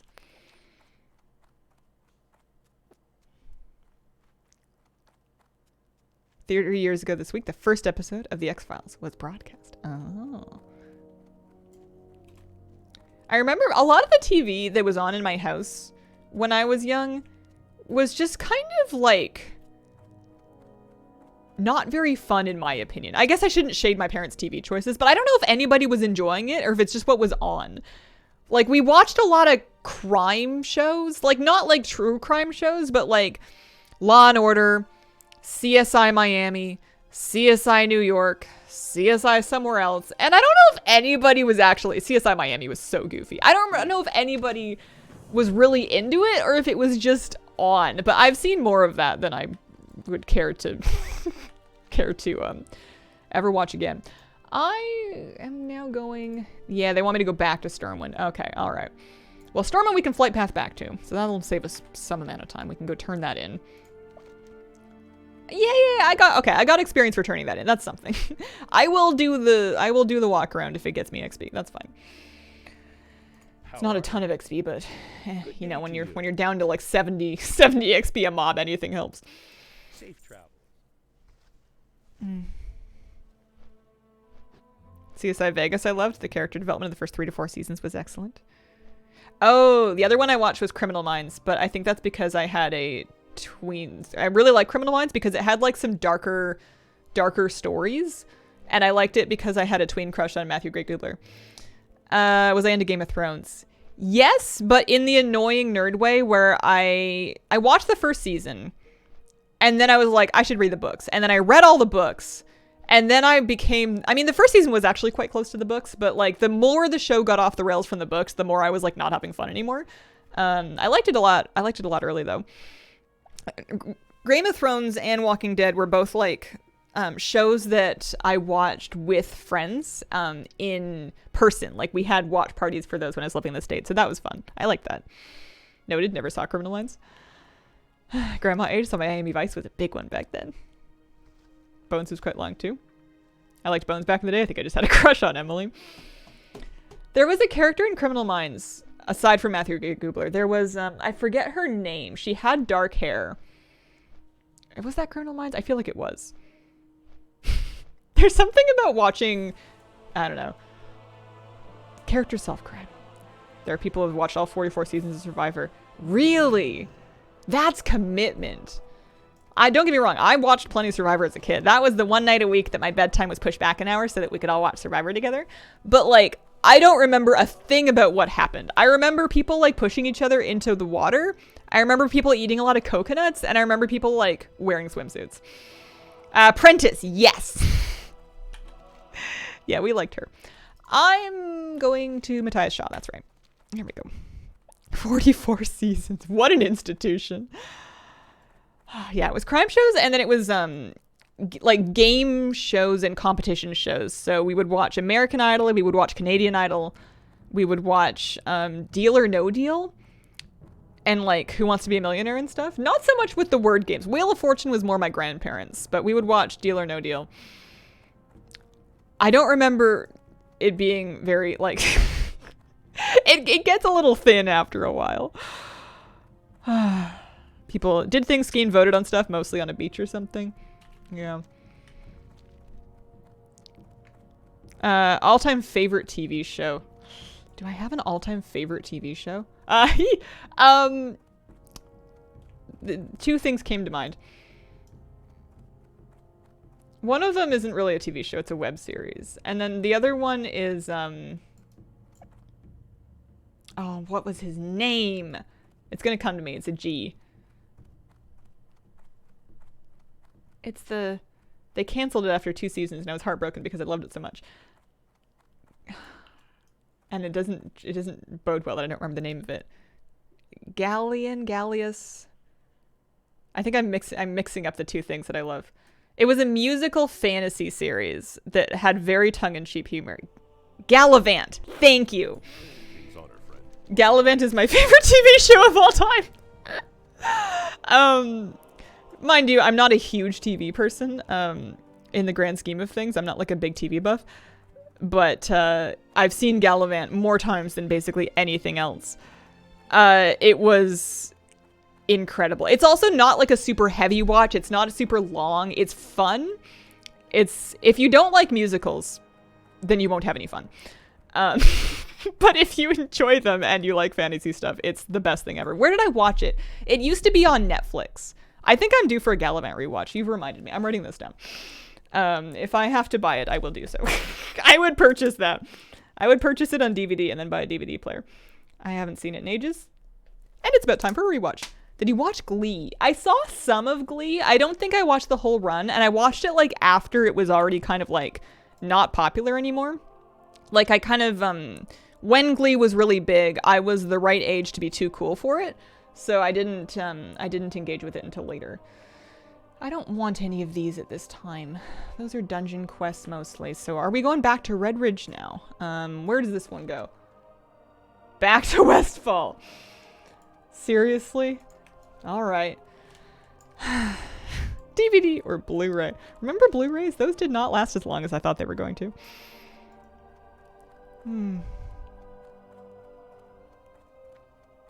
Watching Ugly Betty at the moment. It's cute. I remember seeing Ugly Betty ads on TV after something else that my parents had on. Gallivant's on Hulu right now? Twin Peaks. Creepy as hell.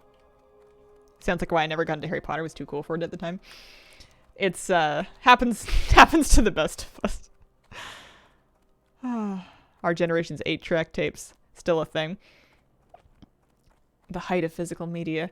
Yeah, I feel like they just kind of got blown away by digital media before they really had. I mean, I remember people receiving Blu-ray players for like Christmas and stuff, but it yeah. I'm not a big physical media person anymore. I have embraced digital media pretty thoroughly. Shocking. Light be with you. I don't have I totally get other people's. Oh, I've gone to Lakeshire. Oh well, let's just go quest there. Can't be bothered to go back to Westfall. Oops. I totally respect people that collect physical media as a hobby, in any of its forms. You know, people do the books, people do the vinyl, but I don't really do vinyl. I have some books for things like reference books, cookbooks, and crafting books, but I might get paperbacks or like hardcovers of my very favorite novels that I like, that I know I like to reread if I ever feel like I'm living in my Final Destination house. I just hate moving with books. I hate moving in general, but moving when you have a lot of books. They're just so heavy. They're so heavy. And I like being able to know that I have all my library digitally, so I like being able to not have to worry about that whenever I pack. Because I've moved a few times in the last couple of years. And I'm going to do at least one more. I still do books, cannot do CDs, DVDs. Purged my book collection quite a bit. It was rough. Yeah. I feel like I made my peace with it because I started reading digital before I stopped. I would buy digital versions of the books that I had in paperback just so that I could read them, you know, in bed without having to physically hold up a book and turn pages. It was a lot more comfortable to read on an e-reader or on like a tablet. Because I didn't have to flip it or hold it up, or you could just kind of prop it up on its own stand and just kind of like swipe through pages. I appreciated that. Oh, I sold some Raiders bracers of stamina. But I remember interior decor of like my teen years. All the adults had like DVD racks. Like that was a thing, is you would have like a big special tower and it would be like black with like a matte finish, and it would spiral, and maybe sometimes it would have like glass shelves, and people would store their DVD collections there. And it's not something that I miss or want back.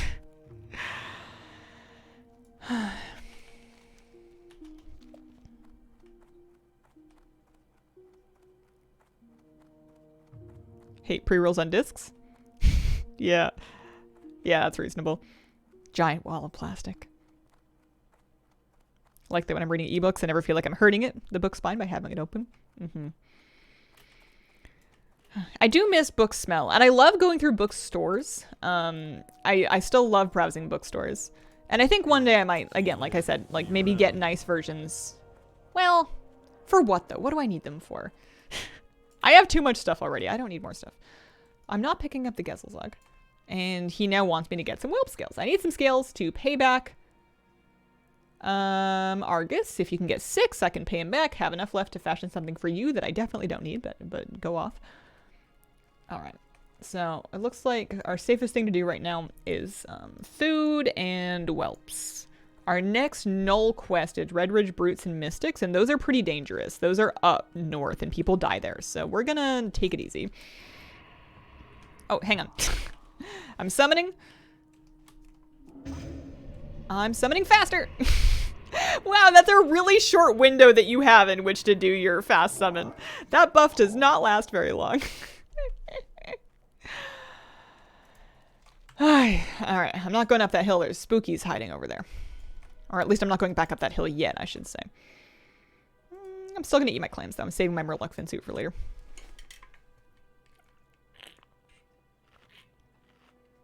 Stranger Things continues to be one of my favorite shows. I did really like that. Gonna go. Have a good one. See you later. Love the heat map here. Tells me absolutely nothing.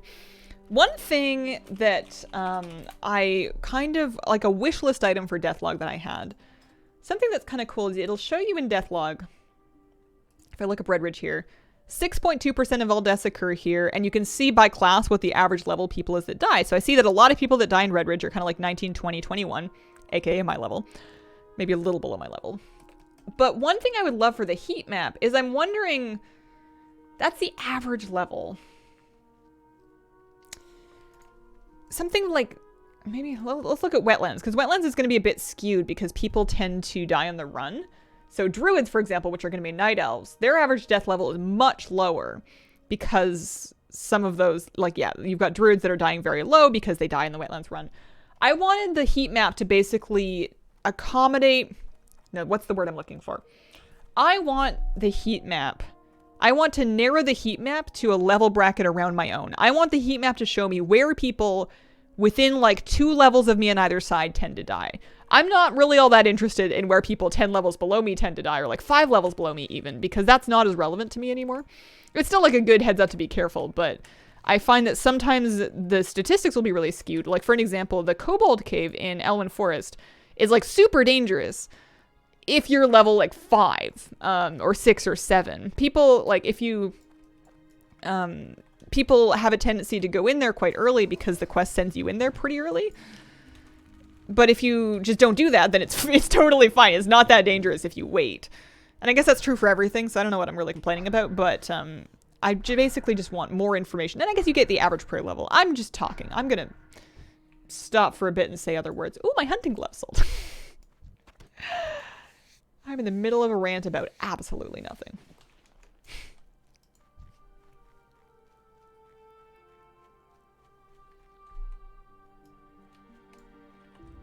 Die in the rain, yeah.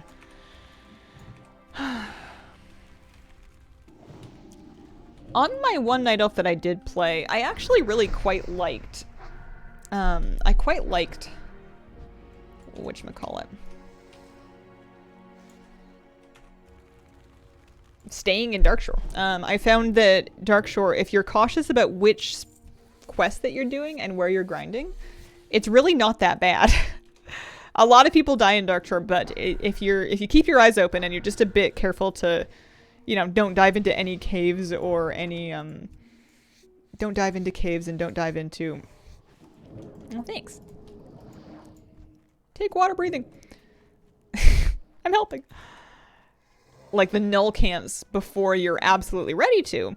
It was a pretty safe place to grind. There weren't really any like dangerous patrols. There weren't too many casters aside from like a couple of nulls really. It was pretty reasonable. Ooh, I really, really, really need to kill that. Those drop meat that I super need.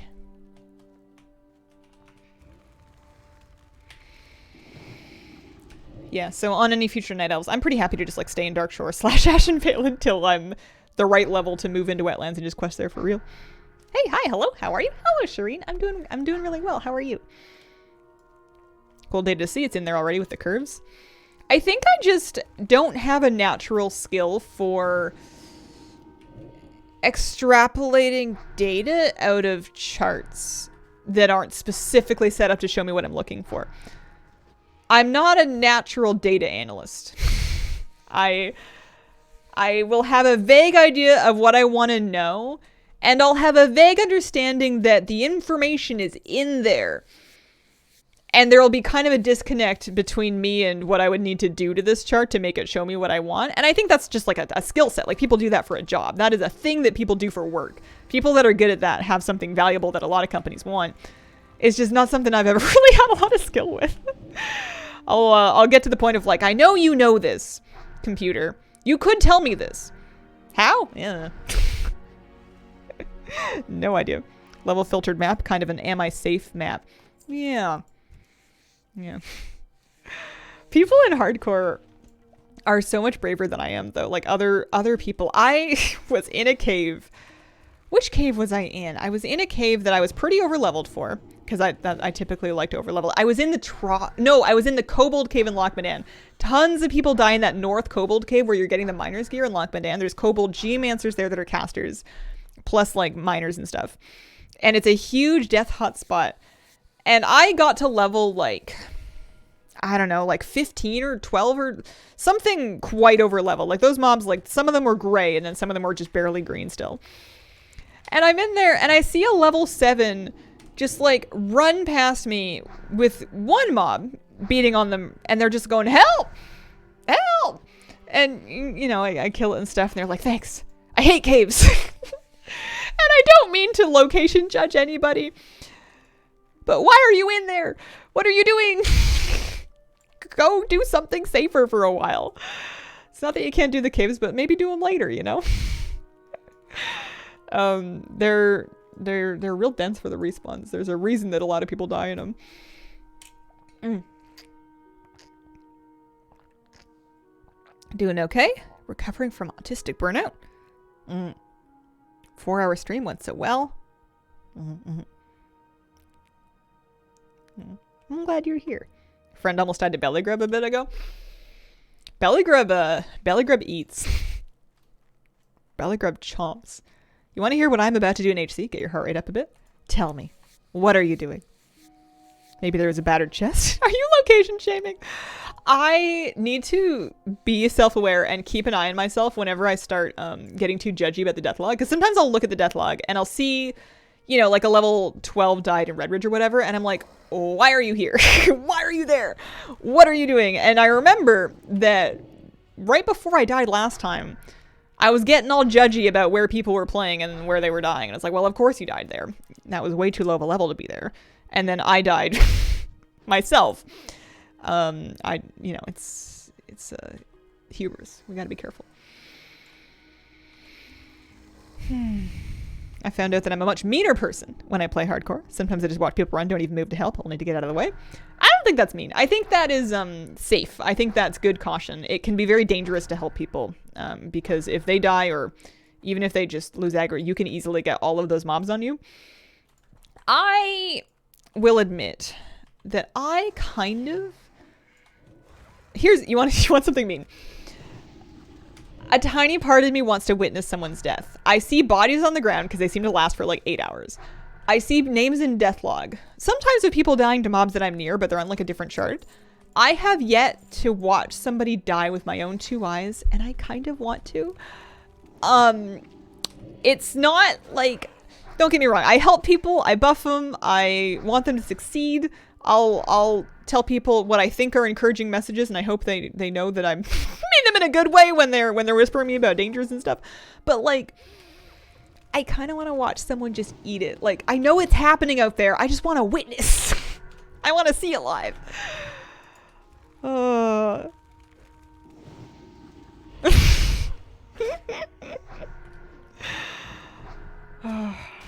But mostly I just see people get out of very tough scrapes. People survive things that you really don't think that they're going to. Did that yesterday. Do you always get like this when pulling a Warlock? I think it's not that I want to do it. You know, it's just the drama. Hang out at those hot spots.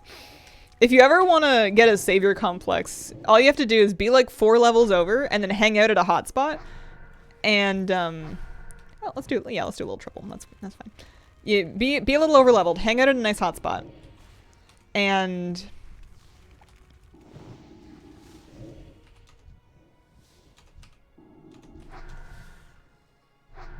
and just save people as they get into trouble. Like, you'll see them booking it with like a bunch of mobs on their tail, and if you can just like peel a caster off of somebody, you can often prolong their life.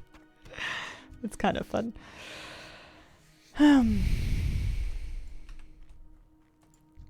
glad we're leveling on separate continents now. Not that I have any intent of dying a second time. Never die. Every time I hear the little cheer sound and I see that somebody reached level 60, I think there's hope. People do it. Although, another thing I like to do, and I'll show you in a little bit when I get somewhere, I mean, not that you're really safe, but mildly safe, is I'll go to Deathlog. Oh no, not Deathlog. I'll go to who, and I'll see like who's in the finishing level, like who's like 55 to 59. And I'll sort it by class, and I'll see like all the people that have like made it to really high levels, and there's usually like a bunch of hunters, decent chunk of mages, lots of paladins today, a bunch of priests, bunch of rogues, 2 warlocks, 2 warriors, 1 druid. I've noticed that pretty consistently, barely any druids in that bracket, barely any warlocks. Usually more warriors than this. This is a light warrior day. That one's in the Eastern Plaguelands. He's at 59. There are warlocks that are level 60. But it's not all that many of them. Look at all those almost 60s. Only witnessed 2 deaths. Both were in Darkshore. I'm amazed by how many warriors do it when it's supposedly the worst one. Yeah, I'm wondering if it's more of like a perceived as the worst thing, or like there's a lot of different factors that go into how hard something is versus how like how likely it is to actually die in gameplay versus on paper versus perception. There's a lot of different factors. No. But yeah, a lot of people, and it could be that lots of warriors are dying, but lots of people are just playing warriors because they're good at 60. I've heard that they're one of the strongest classes at 60, so people that plan to actually like raid or something like that would want to be warriors. I'm certainly making my class choices based basically on I'm making my choices based on leveling, because if I get to 60, that's it. I won. I'm retired. I have no intentions of raiding. I would just get to 60 and then that would be the end of it. I would enshrine them. I would take them to a nice inn room somewhere, you know, wearing their finest gear, and I would memorialize the journey. Some incredible names in there. Foot, Jort. There's copper over there, but that's not worth it. It's not worth it. I do need more spider meat. That's a gray mob. I got some green pants to drop. I got some spellbinder pants. Check the value on those. Grandma played warrior. She died last night in the game. Oh no. I wonder what I would do. Ooh. Alright, so hang on. The spellbinder pants are stam int pants. Those will sell. And then I just got a tarantula fang dagger. I'm gonna post that too. It's a stam dagger. My greens that I'm getting to drop aren't very high level, but at least they're greens. You know, I'm not posting any whites on the auction house, but greens I feel like I can sell sometimes. So I'm 22. What level do I want to be before I go do these kind of things? Maybe 3 or 4. We'll start with 23 because that's just next. 24 would be good though. 24 is when I get some real nice safety things. I get some new pet skills at 24. I'm also going to get a new rank of corruption at 24. That should be nice and helpful. New drain soul, but like that's not all that important. I don't use that a whole lot. Corruption's good though. Corruption and immolate are my 2 main damage sources outside of my wand for like standard rotation. So having that would be nice for heading up north, because there is some scary stuff up there. I think I don't want to go up there just yet. I'm kind of good. I mean, a lot of these gnolls are like gray though. Other option is to do the Wetlands run and then just go start doing Westfall, or not Westfall, Darkshore quests. I think I'm going to try and do a few more low level quests here though. We'll see if we can clear out like anything that we could possibly do in this bottom part of the zone and then take a look at it.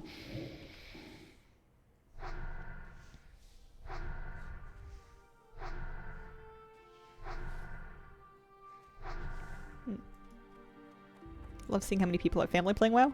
So many family members that would never touch this game. Yeah, everybody likes different things. my family have never... my sister will play console games sometimes. Nintendo games. We both really like Pokemon growing up. She did Pokemon Sword, I think, was the one that she had, and she was like completioning it. She was like catching them all. She was at it, and I'm pretty sure she did Animal Crossing also. But then she had a baby. she's a little busy. I don't blame her for having more pressing things going on in her lives. I can't. Gaming has always been a big time sink. I've never been one of those people that can like game a little bit, you know, and then also do a bunch of other healthy things in my life. I can game and do one other healthy thing in my life at a time, and that's about it. Little Hamlet, thank you for the 8-month resub.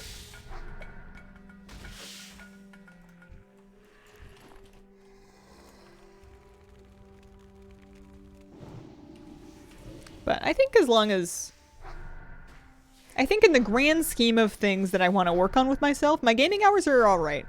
I am able to put it down long enough to do other things. Sometimes. I have been addicted before, and it felt different than how I've been. I've been into this, certainly, but I am capable of sometimes thinking about other things, which is a pretty good bar for me. I contend that I require gaming in order to be healthy. Get what you mean? Yeah. I think and I'm working on deconstructing this, but I have this like fantasy version of my life where I'm doing all of the healthy things and it turns me into a superhuman. And I think I just need to realize that it's okay if that's not going to happen. It is perfectly all right if I never become the person that meditates and does yoga and journals and sees a therapist and exercises and meal preps and cleans and has and also maintains a social life and a job and hobbies and like it's okay if like it's too much for any one person, but particularly for me, and it's okay if my level of too much is like a third of everybody else's too much. Not that those are all great things, and any number of them, any one of them can help me feel better on a given day. And I don't want to give up on doing them all together, but I think it's all right to accept that. Maybe just do one, and then like rotate it when you get bored, you know? I find it hard to find the time to do all of it. Yeah, I can't even tell myself I don't have the time. I know I have the time. I don't have the... I call it the juice. Some people say spoons. It's like the doing energy. The executive function resource, whatever it is. I will do one thing properly, and then I'll be like, well, I did my good thing for the day. I'm going back to bed. I certainly have things that I can work on with myself, but I think WoW's all right. I taught my puppy a new thing. And by taught, I feel kind of bad saying I taught him to do anything, because like technically, yeah, sure, but I'll like show him once, and he'll be like, oh, cool, so that's that thing. Here, I can do it. Like if you have the right treats and you're training him, he will do anything. Or at least that's how it feels. I taught him touch, which is where he touches like I'm using my hand as a target right now. But I showed it to him once, and then he was like, oh, cool, all right. And then I was like, tried mixing it up, being like, put it on the ground, have him jump up a little bit, have him, climb up on a piece of furniture for it. And he loves that one. It's basically like just giving him a food button. But I was just so proud of how quickly he learned it. Plus, he's already doing it outside, which is a pretty big deal because it's hard to do things when you have all the distractions of the outside world. So shout out to Moose for being the best. Okay, Moose, no salt for X. We're working on him and his puzzle drawers. He's got this food puzzle that we're working on. All of his other food puzzles he's sorted out pretty much instantly, but this one is another level up. It's an expert level one, so we're still working through it. And basically it's this tray that's got drawers on the sides of it. And he can pull out the drawers to get his food, because he can fill up the drawers with food. And he knows how to do that. He's figured that out. He will use his paws to paw open the drawer and eat, and that's all good.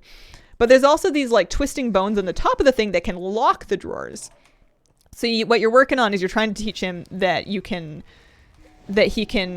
either use his nose or his paws to twist the bones to unlock the drawer and then open the drawer. And that's the part that we're working on right now. But I think he is starting to get it. He's successfully done it on his own twice now. And I think after a few more, he'll realize that it's not a coincidence. And I'm very proud of him because it takes some real stick with itness, because sometimes he'll be working on something and he's like, I just want my food. Jeez. You know, like he gets kind of like frustrated like anybody does. Those, I don't really need those. And also I have enough spiders. What I need is the birds. I need the condors. Also whelp scales. We can do some whelp scales. But I'm proud of him because he's sorted it out a couple times.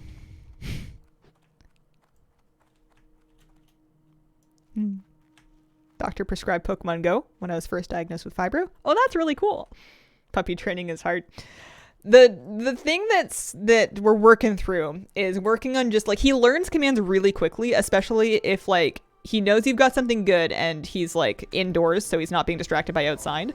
But it's much harder, and this is normal for dogs, but it's much harder for him to do the commands when it's competing with another distraction. So it's just a matter of making sure you have a high enough value thing for him and then like drilling him on it, like practicing.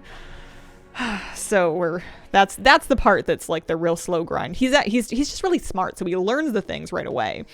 It's just getting him to do them in the face of distractions without taking it personally when he doesn't listen to you. Because like when you give your dog a command and he like doesn't do it, it's a tiny bit embarrassing. Even if you know he's a puppy and it's totally normal and it happens to everybody, it's still a little bit embarrassing. Plus, the more times that you give him a command and have it not work, you're kind of weakening that command because he's getting used to just not doing anything about it. So ideally, you don't even really want to be using the cue until you're like 90% sure it's going to work. So I get frustrated whenever I feel like I've gotten to a point where he can do it, and then he's like, you know what? No, I'm going to sit down and eat ants. And that's normal, and it's fine, and we're working on it. But like, that's the thing that I've been finding personally a bit frustrating as we're working through it, is that sometimes you're like, buddy, you know this one. And he's like, I'm a puppy. I will be watching clouds.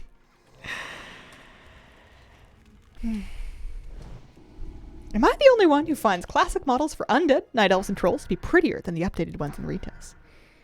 I feel that way about the gnome models sometimes. I actually really like the classic gnomes, or at least this one. Although I like retail gnomes too, but my retail gnome has like really upsetting eye shine right now. Are any of those? No, they're both copper. Okay. But, no, I don't think you're the only one. Can I have that whelp? I want that whelp.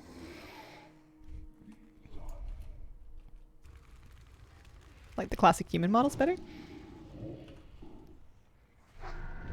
I really like the modern human and modern undeads. I think I like classic... Well, elves are a bit tough. I think I like them both. It's my own fault because of the way that I customize them, but I feel like sometimes I make my modern night elves too busy. Like there's just... You can do leaves, and you can do headdresses, and you can do scars, and you can do markings, and then you've got your hair, and it's like... I want to do all of the things, and then I just like put way too much stuff going on in the face region, and it's just like very busy up there. And that's not their fault for giving me those options. It's my fault for opting into all of them. I'm a customization maximalist, apparently. See you later, Jalanji. Have a good day at work. Wish there were some male night elf faces that weren't lemon sucking sour. The male night elf that I found I enjoyed and connected with the most was the demon hunter, because I put a mask on his face. It covers enough of his jaw that you can't really tell what a stink face he's got on.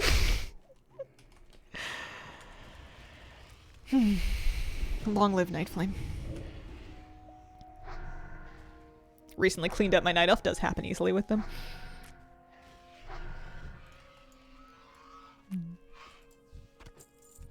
How are we doing on these whelp scales? 2 more still. Lots of them over here, though.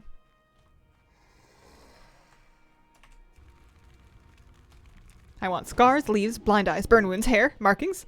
Oh, what a nice helmet that covers all of my face. I'm excited for a new era of Hazel wearing cloth mogs to raid again. Even if it's a gnome and I'm like this big, that's fine. Better than, I was kind of struggling with the male. I do still have that Night Elf Hunter. I do. She didn't die. She's currently level 26. I just kind of got the itch to play a Warlock. I really wanted to do some more Warlock and kind of have another crack at it. Cloth Mog's Master Mog. I do have a lot of Cloth Mog. I wouldn't say everything, but a lot of stuff. You'll be very proud to hear. Hang on a second. I'm gonna start that story in like 20 seconds after catching up with my brain.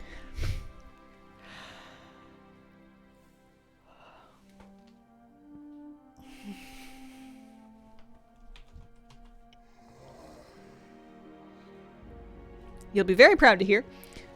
I got a vault this week on my... I opened a vault this week for my priest. I did 2 keys. I was going to do 4, but then I wanted to play hardcore. So I did 2 keys. I did 2 11s. I got like a worm's crest that I used to upgrade a thing and did a vault. And I got a hero quality neck that has actually pretty decent stats, which I'm happy about. I bought some shadow class settings for it and some gems for it. I made my page of notes. I made a whole page in my book that is Hazel's Holy Priest Notes, which is just me copying data out of the Wowhead guide, but it helps me to have it like written down here. So I have notes about my my stat priority. I have notes about like which enchants and consumables I want, like I have my gems written down. And yeah, did a couple of keys. I want to like play it and gear it this week, but also I can't quite put down hardcore yet, so I'm in a bit of a pickle with that. I guess I don't want to play it that much. I would rather play this right now, but at some point I should get back to it. I'm gonna do raid testing on priest, so it'll be fun to play modern priest in that way. What else did I do? Oh, I did the dream search. I did the dream search weekly this week already, and I picked my worm's crest for that. You can get 1 free worm's, well, free, you have to do the dream search, but you can get 1 worm's crest per week from doing the dream search, and I need a ton of them on her just to get her gear and item level up. So I did that too. Oh no, a level 35. Last words. Why? Hillsbrad Foothills, Torn Tide Hunter. Oh man, I wonder if that Y is like towards the universe or if there was another party involved. I have not taken my break yet. No, I have a cat in my lap. I do want to get up. But Miss Kira's like really comfy. And I'm kind of having a nice time farming whelps. Let me get another whelp skill and get back to town. Love your shirt, Wolfies. Why, thank you. I've been enjoying wearing fall clothes. It's a little chilly here and I'm all here for it. I was almost getting bummed about summer being over because summer was just so beautiful this year here. You know, wildfires and smoke aside, but like there was a lot of really lovely days. I'm just a bit sad about the daylight getting shorter and stuff, but I've decided I'm going to specifically find things that I really like about fall and winter, and I'm going to enjoy those too because those are also beautiful in a different way. And I'm going to appreciate it this year, whether it likes it or not. Such great motivation for hardcore. Just made it to Aberdeen. I'm assuming that's a phone autocorrect. First of all, congratulations. Second of all, I hereby nominate that we all call it aubergine. That's my favorite autocorrect that I've seen in a long time. Holy smokes. Pumpkin spice. Moose learning the joys of mud. Oh, I'm happy the fruit's not off on the trees. He'll pick up acorns, but he doesn't really eat them, which I appreciate. He will pick up an acorn and he'll carry it, and then he'll see another acorn. He'll be like, oh, that one's better. Spit out his acorn, pick up a new one, and we'll basically play acorn relay all the way, down the street. And it's great because whenever he has something that he considers to be a treasure, he will walk faster and he will walk in a straight line, which is convenient when you're trying to just get somewhere on a walk. So he'll do this with sticks and acorns. If it's something like trash, I will take that away from him. I won't let him keep plastic, and I try to stop him from picking it up in the first place. But I have conceded the battle on acorns because he doesn't eat them. He just carries them and then spits them out, which I appreciate. Aubergine and courgette, the new dark short dance. He's so cute with sticks though. Like, he's so happy when he finds a stick. He like, his butt will wiggle. He'll just like trot along carrying his stick for like as long as he feels like he can, basically until he finds a better stick, more or less. Or, you know, he like sees something really interesting and he'll see something really interesting and then he'll be like, whoa. And then the stick will fall from his slack jaw as he gazes at like a bigger dog or a squirrel or like the wind or I don't know, lots of things. How's Redridge treating you? I feel like the mobs did much more damage than mobs in earlier zones. So far it's okay, but I am sticking with pretty safe areas of the zone and I'm a bit over leveled. I'm level 22 right now and I'm strictly staying in like this quadrant. I'm gonna get to 23 if not 24 before I try and go above like north here. I feel like this is all very dangerous. But so far so good. So far I haven't had any scares here. Oh, you know what I need? I have been living very dangerously. I'm not carrying around a healthstone. I need soul shards. So we want to find ourselves a lovely little green mob. And do some drain souling, because I want to carry a healthstone plus 2 backup soul shards. I got all my underbelly skills, though. Let's see if we can find anything else yet. Can I tag that? And drain soul. Will we ever see Moose on stream? Eventually, almost certainly. In the short term, probably not. He will probably be a fully grown dog before you see him on stream. I should post more videos of him to Instagram so that it can be true when I tell people that he'll be there. He's existing in one half of the apartment, separated by a baby gate, and this is the cat's half presently. So this is not a Moose zone at this particular time. It will be one day, but not just yet. Okay, another soul shard. Nice lesser health stone. Lesser health stone.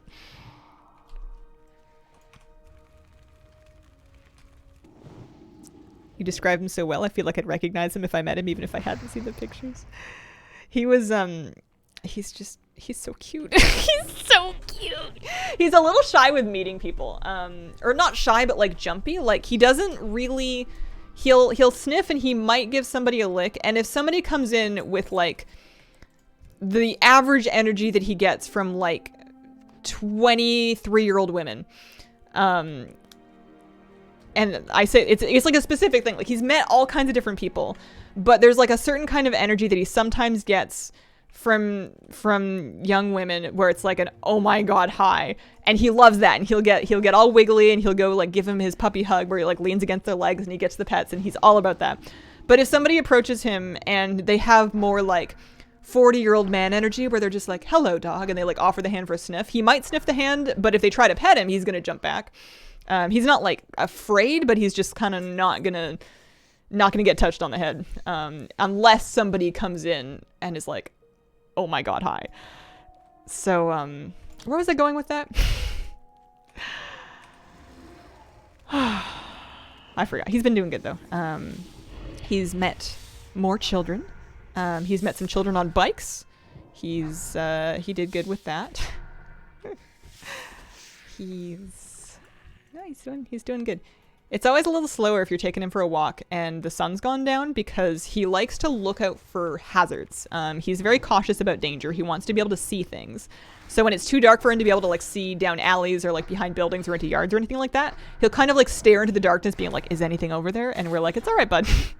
We don't need to know. But he really wants to kind of like check everything out first. But he's getting much better at trusting us that we can leave all the raccoons and stuff alone, and that it's all right. We don't need to know what's behind every dark corner. We're big and scary. We're gonna keep him safe. I cannot imagine you would take overexuberance positively. Me? Like with the doggy or with people? Oh, basically the opposite of you. Yeah. I feel like I actually kind of enjoy it when people are really excited because I can kind of reflect off of that energy without needing to create the energy. I am somebody that I wouldn't call myself reserved, but I'm just a little socially rusty. And I have a hard time feeling natural in conversation with people and like bringing the energy to conversations. It's very different. I'm quite different in person than I am on streams because I'm very used to this and because this is a different pace than in-person conversations. But in person, I have a hard time with eye contact. I have a hard time with small talk, and I practice and I do okay. I'm not the weirdest person you're ever going to meet, but I'm definitely a little bit awkward. So whenever somebody else is like at an 11, that's great because I can just kind of let them lead the conversation and let them lead the interaction. I probably would be a little spooked if somebody was at an 11 and they wanted to like hug me right away. That would probably concern me. I'm a little shy about that, but I love bubbly people because they're doing it and I can't. They're holding it up for the both of us. But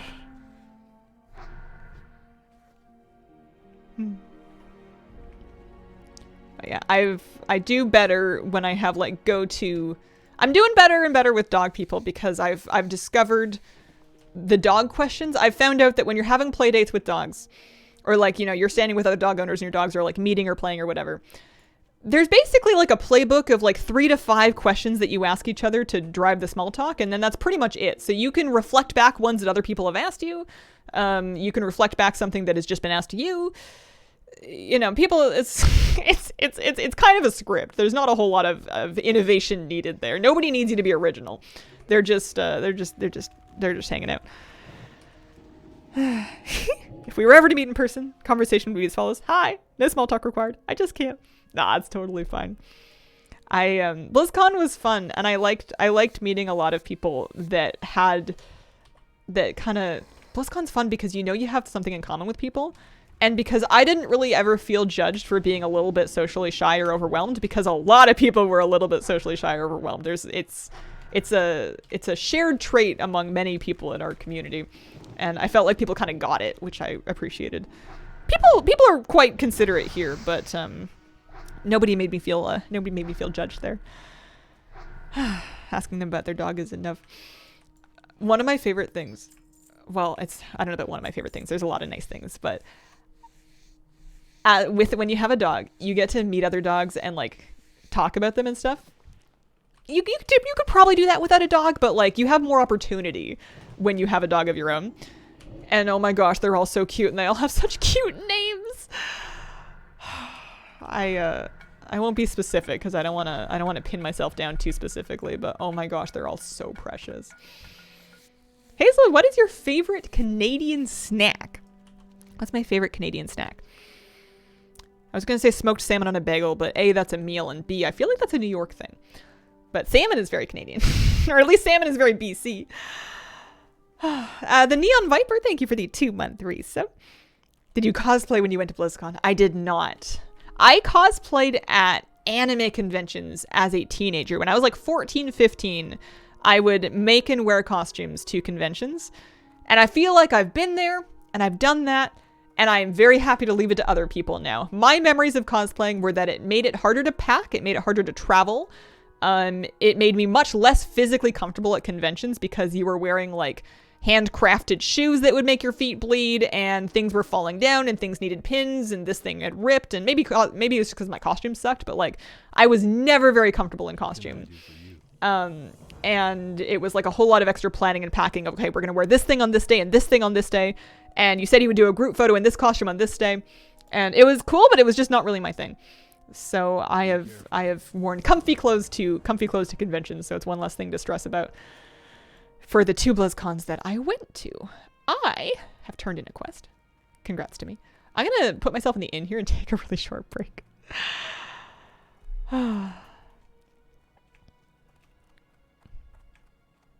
Are you past your anime phase? I haven't been consuming anime content in my adult years. I went in very hard in my teen years, and I have more or less gotten into other things. I will be right back. One sec.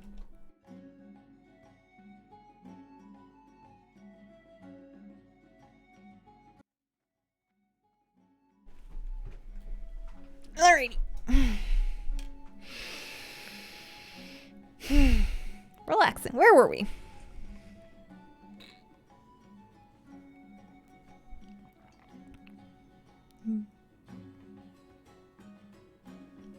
I used to like helping teens put together their cosplay, but for me, I wouldn't like it.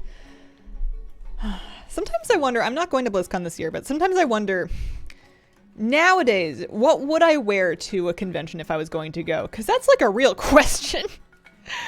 Last time I went, it was 2018 and 2019 were the 2 years that I went. And both times I wore like skinny jeans basically, because that was the thing at the time. Ooh, 8-slot bag. Okay, I need to clean up my bags. I need to sort all this out. And then like t-shirts. And I'm down with the t-shirts still. Most of the... maybe I would just get like really comfy joggers. That might be the move. For something specific? Something that is mildly more dressy than my sweatpants that I live in now. But like, I don't know about denim for like a 15-hour day out. I don't know about that. I feel like that's just exhausting for its own sake. Okay, we are getting rid of... I mean, the leather is good to sell, but... when am I going back, honestly? We're gonna sell that, sell that, sell that. Int shield is tough. Int shield is tough. I'm gonna vendor it. Soup, clams, good. I haven't been using my thingies. I need to. Wool cloth. Spider ichor you can use to make blood sausage, but I'm pretty much over blood sausage. I'm past my blood sausage phase. The whelp scales. Are those extra whelp scales or are those for that quest? I think I turned in the quest. I think those are extras. I think we can vendor those. I see. Same thing with boar meat. Soulbound boots, refreshing water. There's so many different parts of boars. It's the ribs I can cook right now with mild spices. And then we can just vendor those. Have a good one. Looking for something specific? Go with honor, friend. Cooking skill is slowly but surely coming along. Wildlife shirts. Yeah. Yeah, the t-shirt is pretty reasonable. Although you also want to have, like, t-shirt plus probably like a nice flannel. Because you want to, I like flannels because I can tie them around my waist if I'm warm. The thing I found with conventions was that it was very much hot and cold. Like, you're in a convention center that is blasting air conditioning. And if you're standing in line and not being active, you're going to get kind of chilly. So it's nice to have a layer that you can throw on.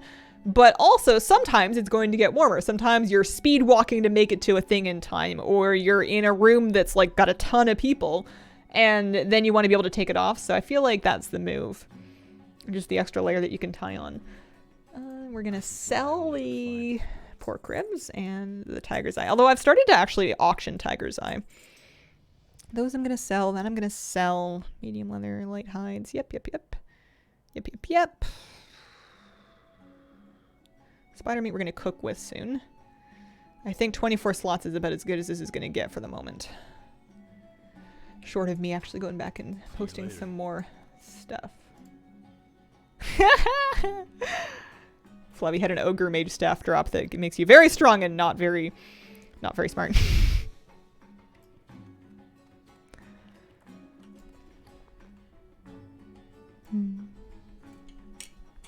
Look in Redridge Hazel. Thank you.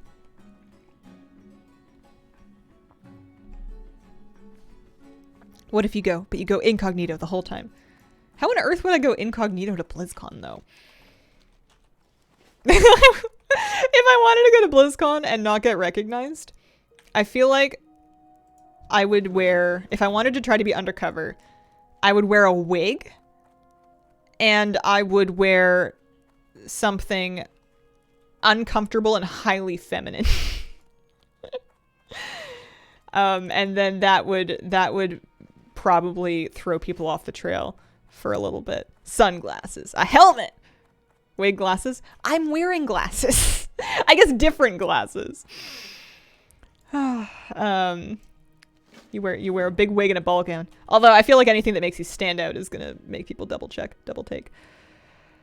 Okay, so we've turned in a couple quests. We are at 22 and a half. I need... Goulash is my lowest level Redridge quest that I currently have on me, which is Condor Meat. Those guys, there are some along here. Let's kind of go do, and then you get all the way over there, there's orcs. So those are scary. Let's kind of run this. Let's kind of run that bottom section. Because I'm not really ready. I could maybe look into the Blackrock Works, but I'm not super feeling ready for it yet. Baseball cap and aviators. Face paint. Cosplay is a harvest skull. True, true. Cosplay is Hellgrave. You're the meeting stone. Oh, that's fun.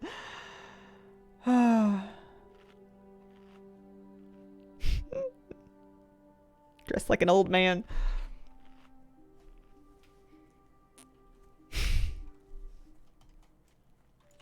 Okay, we're gonna 1, 2, 3,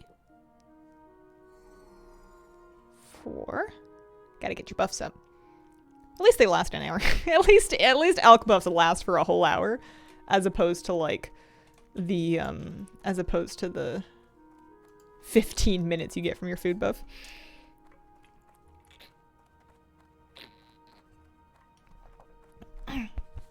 Okay. I'm looking for birds. I'm looking for birds. They're gonna give me a nice bird soup recipe. They're gonna give me 5 servings of goulash. Although, honestly, cooking-wise, I feel like I would rather make the Murloc fin soup. Murloc fins should be pretty easy to farm. And that should be pretty reasonable. I'm also going to try and just kill some things that are in front of me. How's my gold doing? 376 currently. Ding 20. Zoom through level 19. Nice! Congratulations! Music and Lakeshore are so mournful. I started, because I was grinding... Oh, I just got an eagle cloak. That will sell. Well, hopefully that will sell. We'll see. Because I have just been, like, really getting into the just mob farming grinds, I ended up... whatchamacallit? Ooh, birdie. I ended up just muting game music for a while and then just throwing on different playlists. So I was trying to find my grinding groove. I know people like to put on music and just kind of zone out while they're farming stuff, and I wanted to do that, but I couldn't quite figure out what I wanted to listen to anymore. I've kind of I don't really have like a musical identity or zone really. I used to listen to more specific stuff, and I feel like I haven't really had a genre that I've been particular about since my K-pop phase. I had a real big K-pop phase. I had a very strong K-pop phase. And I still enjoy it, and I'll still listen to the stuff that I discovered during the phase, but I don't really have any drive to listen to anything new from them, or from any of the groups that I used to follow. So now I don't know what I want. I'm just replaying my my like 2018-19 playlists. I want...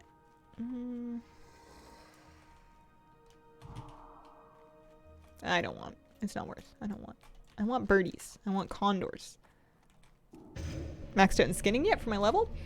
My skinning skill is 160 of 225. I managed to get my, whatever it's called, expert skinning, I think. So, I've got some headroom there, which is nice. Lo-fi EDM for real.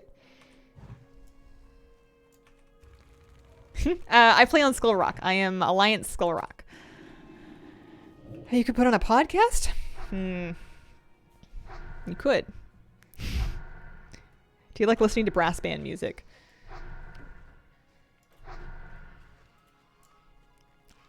Not really. Sometimes I'll put on just generic jazz sometimes when I'm cooking. But I don't really listen to it. I just feel fancy. Heat map is from an add-on called Deathlog. To get it to work, it's also helpful to have another map add-on. I'm using Leatrix Maps. And it is showing player deaths. It's showing player deaths for sure. Oh, bird. How about some Mongolian throat singing? Really love New Jeans now though. I've heard good things about some of the newer stuff. I'm just like stuck in an era. Awesome. Mr. Moose.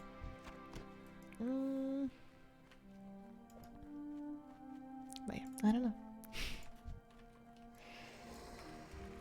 When I'm doing mindless grinding, put on your old streams if I haven't seen them to catch up. I guess that doesn't appeal to you, huh? Not as much. I have put on my own old streams sometimes. I don't watch them all the way through, But it's funny because if it's from like a few years ago, I will have no memory of any of the things that I said. It's like watching a complete stranger. It's like watching another person. Not that I'm saying anything I don't stand by, but just in that I don't remember. Streaming is kind of a strange black hole memory-wise where something will be like completely new to me. 2012 era?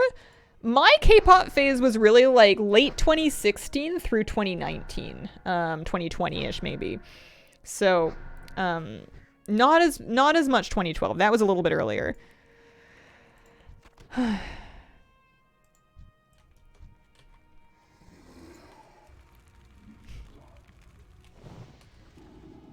to farm Legion mining ranks. That's when I started watching Journey the Hunter at a lock. Still no rank 3 in Sunlands.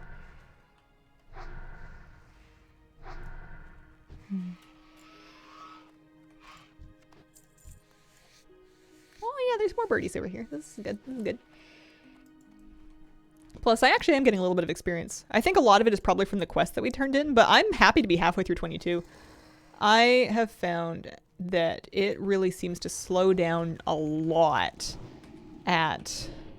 it slows down a lot at a certain point. My 1 hour per level that I used to think was quite slow is no longer really all that slow. Especially for Warlock. Warlock feels even slower than anything else. So I'm kind of, Oh, I don't want to hit with my staff. Let's just wander. I'm pleased to be just, like, within spitting distance. I'm halfway through 22, so every level helps. My next couple levels I think are pretty boring talent point-wise. I'm just sinking points into Demonology to try to get to Master Summoner, and I think I'm just going to take Felstam. I think we're just going to give him 3% health. It doesn't feel like that big of a deal, but he could use more health. He has less health than me. I don't know if it's supposed to be like that, but maybe my stam gear is just really good. Listen to what makes me happy. My late 50s, still listen to music from the 70s and 80s that I listened to back then. I just need to, like, I need a new phase. I need to get into something, because lately I've been like, I want to put on some music while I'm, like, cooking or while I'm folding laundry. And I'll be thinking of what to ask the speaker for, and I got nothing. I'm just, like, out of ideas. Oh, hi, kitty cat. Maybe I need to go further into my past and, like, revisit... I don't know. I feel like I don't really want to revisit the music of my youth. I feel like it was serving a very specific purpose. It was helping me process my youthful feelings. And some of those feelings I've now processed, and I no longer need to listen to the angsty music anymore. I feel like there's probably some nostalgia in it, but it doesn't hit quite the same way anymore because I don't need it in quite the same way anymore. Sometimes I will just put on piano music. Is it true that warlocks almost never eat pineapple on Mondays? I feel like that sounds like the kind of thing somebody says is bait, but I can't imagine what for.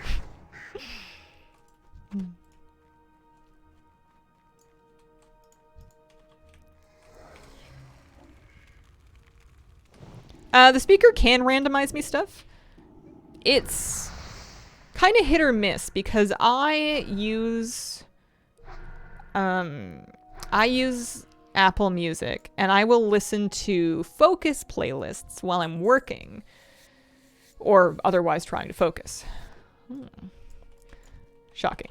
But because I've spent a decent chunk of time there, shockingly, I'll end up with like these kind of like very chill lo-fi tunes in with my recommendations because it can't quite figure out what mood I'm in when I'm asking it for music.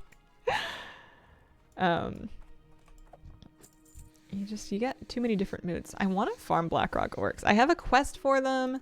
They probably drop like good stuff, but they are more dangerous than the stuff I have been doing. I think I can probably pick off some outliers though. We just gotta keep our eyes open for pats and for spawns.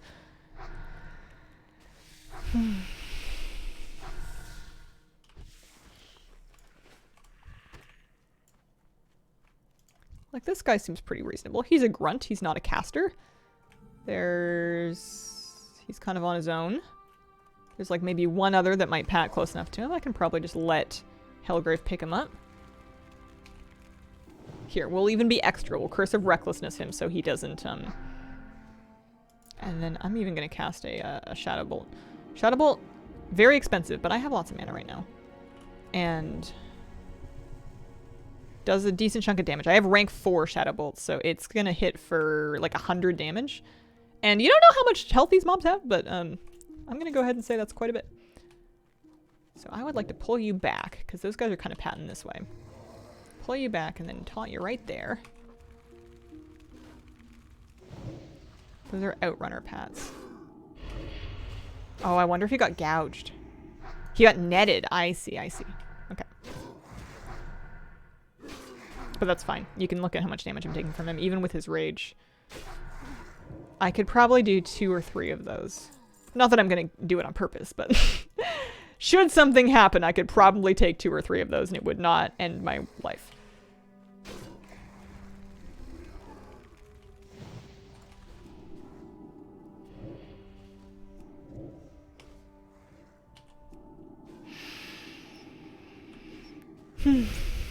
Sometimes lo-fi, sometimes background conversation like a stream. Hard for me to gauge what kind of focus music sound I need to focus. Varies depending on how my brain has decided to function. Have you ever gotten into this, like, various types of white noise, gray noise, brown noise? There's lots of different colors. Some people really swear by that for like a focus backdrop for certain sort of styles of brains. And I could never really figure out if it was helping or just giving me a headache. For me personally. Some people really swear by it, though. Could you come back this way, please? All the way back here. Used to listen to it a lot to be able to fall asleep, but never to work. Okay.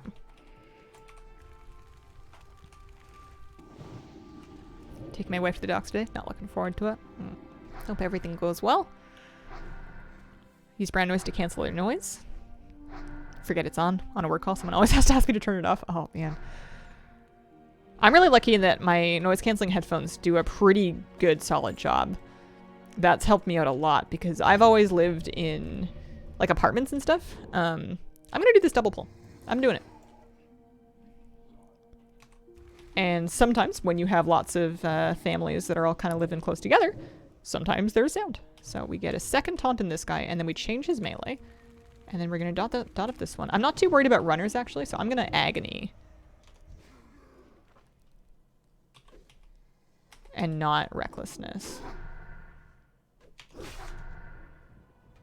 And then I'm just going to finish this one off myself and let Hellgrave get the other one, because, you know, I can tank a little bit, too. I wouldn't do a 3. I wouldn't do a triple. Not with the abilities they have, but the double's okay.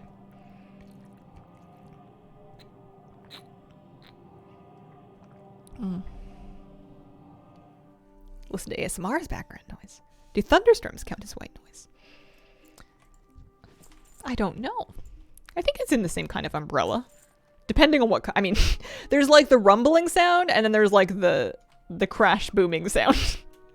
Are we talking like calming rain thunderstorm, or are we talking like something fell off the back of that truck kind of thunderstorm? Yeah, double pulse. Double pulse. So grab them, and then bring them back. Just those two, not those two. And then attack them. One taunt. And then on this one, taunt that one. If we could stop resisting, that would be great. And then you need to get back on that one because you're losing it. And then I'm going to dot up this one. And then get back on this one. And then I'm going to start... I'm gonna take that other Outrunner and I'm going to start Shadow Bolting the first one.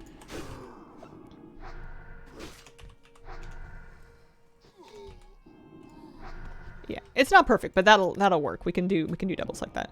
You just really want to not do it on top of where you're going to get like 2 more. 2 more would have been disaster. But I appreciate this because this is actually a quest that I'm on. This will give me good experience if I can finish it. I am currently running skinning and mining, both purely for gold making. Speaking of, there's copper over here. Skinning and mining for gold making purposes. So that I can spend gold on greens and stuff.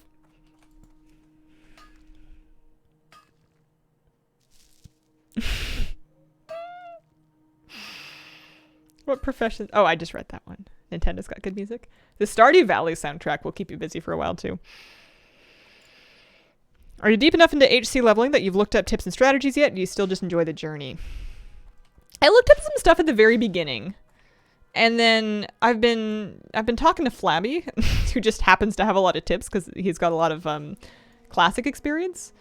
Outside of that, I have not really been looking up any further tips. I probably should. I might do it if I start to feel like frustrated or like not happy with my pace and my safety levels. If I start feeling like I'm doing something dangerous or wrong, then I might change it. So let's taunt this one more, and then let's send him over here, and then pick up that second one and taunt that, because that first guy can just expire out with his dots. He won't make it.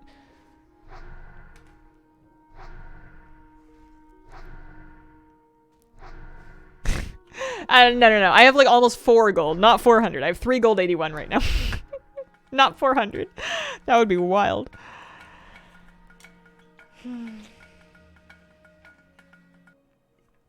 Liberty Bell, thank you for the 19-month resub.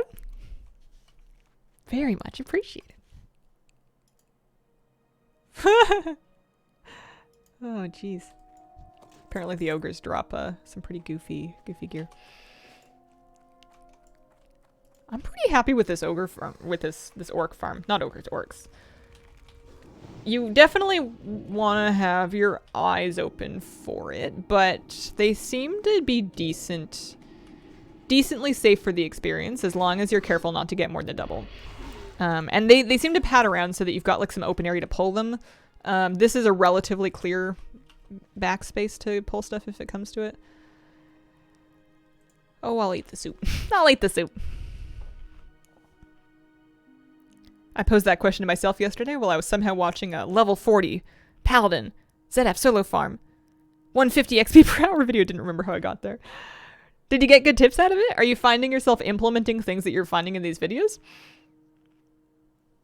Yes, threat plates. I'm using threat plates. I really like having them as a pet class to help me manage and keep an eye on what my pet has and does not have and is losing. So, these guys. Pull you back. And then he taunts.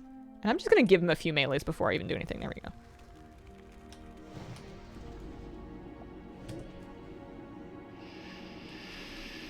I mean, I now know how to solo farm Zul'Farrak and a level 40 Paladin for 150 XP per hour. I have not done any secrets about Zerath.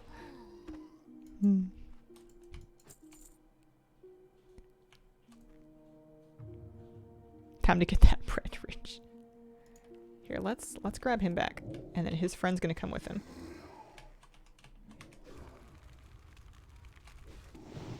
And then I'm gonna just like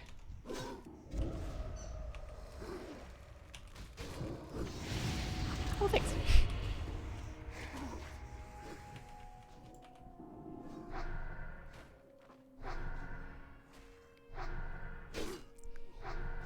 Yeah, 113 for these. I wonder how much rested my hunter has. I haven't played her properly in like quite a few days. Here, take some water breathing. I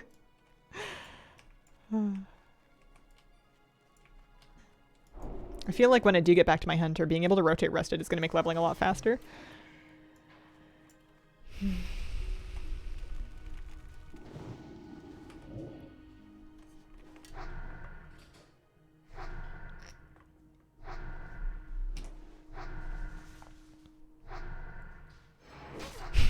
Poor Hellgraven and Net.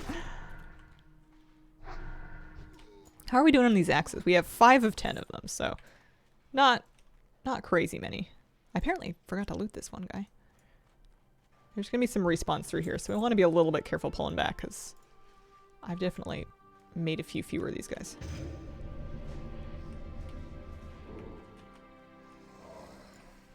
What is that? Copper? Copper. Oh. I want tin! This is probably the most dangerous area that I've been in all day.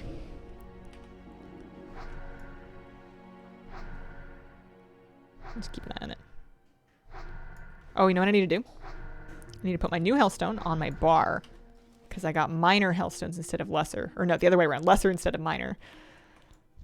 And I want to have that handy if in case we do need it. Ah, I see. They like to lurk by the rocks. I see. I see. Yeah, this could get you into pretty big trouble. I think he like resisted a taunt. DO8EX. Dobex? Thanks for the brand new sub. I very much appreciate it. Glad to have you here. They sometimes lurk by 2 as well. Hellgrave, how you feeling? 52% health. This new wand trucks. I was making a big deal out of checking the Wowhead database for like weapon upgrades and stuff. And then I realized that it didn't really do me any good because any weapon that I could just barely use that was going to be a big upgrade for me from a quest was going to be from a quest that was like way too hard and dangerous to do. So the only ones that were really relevant to me were the world drop ones. And basically what that boils down to is just check the auction house whenever you're there and, you know, sort by usable or, you know, check to only show usable and then sort by level and see what's there. It's basically what it boils down to. I'm going to go get those ones behind that rock. I am level 22. 22. Any more behind that tree? No? Just you? Level 30, every piece of gear is from the auction house. Yeah, you can get a substantial amount of power, which you know better than me. Just checking greens all the time, and sometimes you can find good deals too, especially if you're sorting through all of them and you're not specifically searching for like a given enchant or whatever. You can find some stuff with pretty good stats. Okay, this is a little bit sketchy. Is that tin? It is tin. Is it worth it? Probably not. Anybody behind this tree? Hazel, you shouldn't be here. If all else fails, I've got a nice hill I can run up. Never mind that it goes... Yeah, there's nobody over there.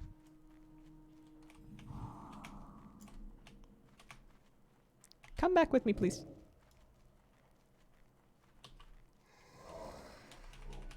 These guys are the 3rd deadliest mob in Azeroth at this time.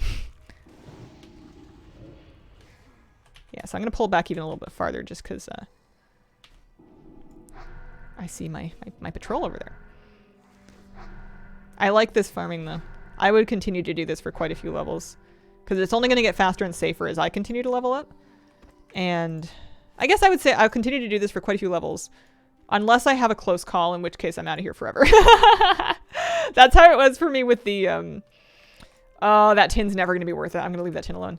That's how it was for me with those trogs in Loch Modan in the excavation side. I was like, oh yeah, I can grind these. These are pretty good. These do not seem super highly clumped together.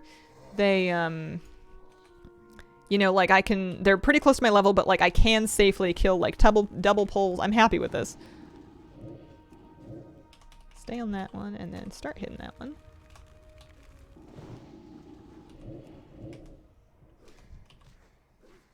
And then if I get the second one, I'm just going to tank it with my face.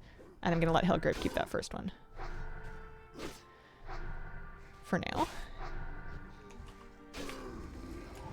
I'm just going to wind it down. Those last couple ticks of agony should be pretty good. It's a rank 2 agony?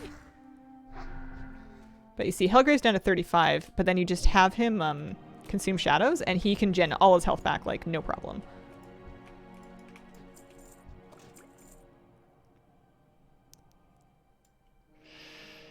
"41 died.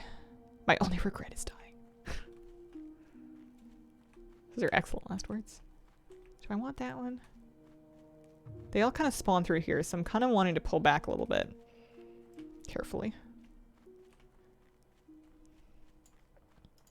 How do we feel about you? Good? Good. Relax the shoulders. Maybe sit back a little bit. Check behind you.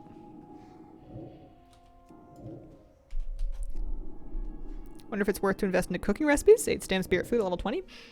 Yeah, I just need to get my cooking caught up a bit. I just need to get my cooking skill caught up a little bit. I'm skill 118. The other thing that you need is to get your cooking... You need the expert cooking book at a certain point that is from Ashenvale.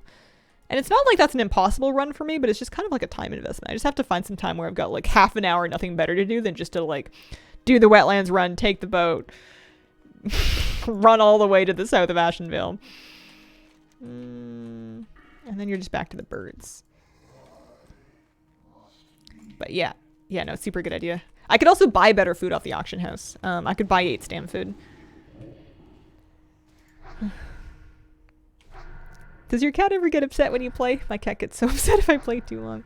Not recently. Recently, she's been pretty happy whenever I'm at my desk for any reason because it's time that she gets to like hang out and lay in my lap and sit in the chair and just like chill with me. Because I've been spending time in the front room with the puppy as well. So if I'm gaming, it's Hazel and Kira time. She used to yell at me to end stream around like 20 minutes to stream end time. She would like go to the living room and like meow very loudly like, "Mom, you've been at the desk too long," but she doesn't do that anymore.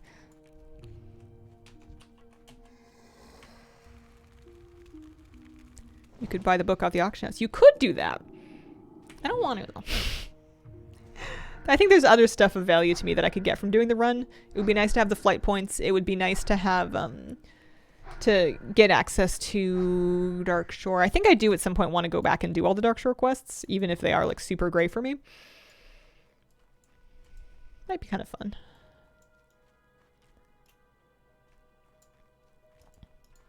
I'm going back. I want 3 more of those axes. Do you ever command your Voidy to bite one mob for a bit, then bite the other one before you attack, or he won't last long if you try to tank 2 things? Oh, I totally do that. It's a good idea. It's a little bit tricky to juggle if you're not paying super close attention, but it is useful. He does die. He does die pretty fast when he's tanking 2 things, so you want to keep an eye on his health. And sometimes I will let myself rip aggro off of something so that it will come hit me for a bit so I can use my health pool as well. Especially if I'm just wanding and I'm not worried about spell pushback anymore. But yeah, that's a pretty important part of doing like double and triple pulls. A druid in my server died at 57. Oh no.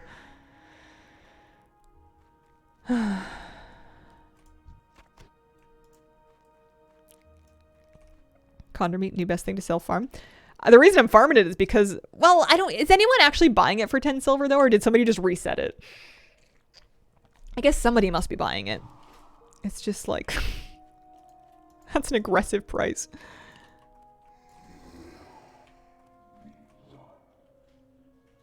$15 silver to 12 silver.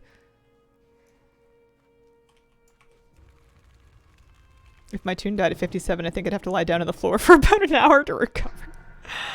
If my character died at 57, I would probably turn off the whole game for like... Well, I think I would turn off the whole game for a week. It's one of 2 things. You either turn off the whole game for a week and you literally like touch grass and remind yourself that you have other good things in your life. Or you get all stubborn and full of fire and you go back in again. There's no middle ground. It's either anime villain arc or it's you know, like happily ever after, moving on. And then Dame again would be bored. Again cubed. Character that died to an undercity elevator at 59. It sounds almost too terrible to be true, like a spoof. I've seen some pretty high level falling damage though.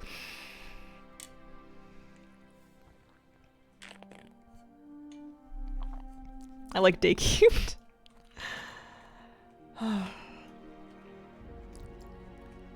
That's a nice double pull.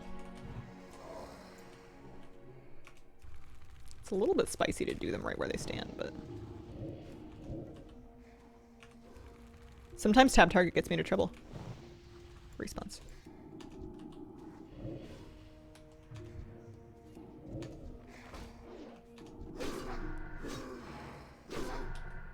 Oh, he's netted, I see. If I take them on top of him, he can probably retaunt it back. don't love what I've done here. I'm gonna pop a Hellstone. Yeah, that's pretty good.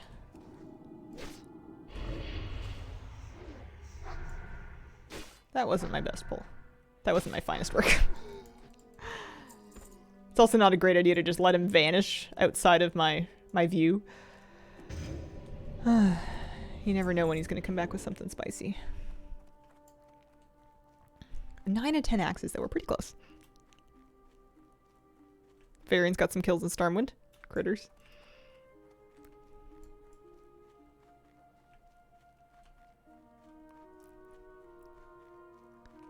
I have not checked the very rare classic collectibles. Wait, the feeling of several mobs are beating on me and all my dots run out. It's the one drawback of using Curse of Recklessness is usually Agony is your last dot that is still on a mob at the end of a long pull because it lasts so much longer than your other standard issue dots. And because it is so backloaded, it often has enough juice left to kill something. But when you're using Recklessness so that you don't pull something crazy dangerous... Oh no, the tailoring supplies vendor! You're not going to have Agony up. So you gotta be a little more on top of it than I was right there. Let's still pull this guy back. We're going to continue to use Rec.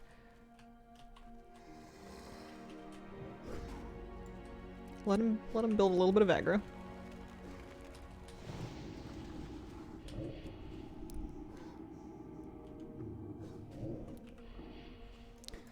Hunter is definitely easier rotation-wise. I'm kind of interested to play my Hunter again after this much time on my Warlock. I feel like every time I flip-flop, I've like gotten a little bit more practice at pet management, and it's a lot of fun to kind of see if anything that you've learned or any practice that you've gotten is going to do you good in the other class. Hunter seems like it just does more damage by default, but the inventory and gold game on Hunter is not nearly as fun because I'm spending way more gold to like train different profession recipes, and I'm you know, buying ammo, and I have like no bag space because I'm carrying around all this alchemy stuff, plus I've got like my quiver. My Hunter's gold making is not nearly as strong as my Warlock's, and she runs out of bag space like nobody's business. But I don't really want to share anything between them. I'm kind of keeping them as their own islands. I haven't mailed anything to my Hunter or Warlock or like between the two of them. Just because I feel like if I did that, I would end up favoring one of them.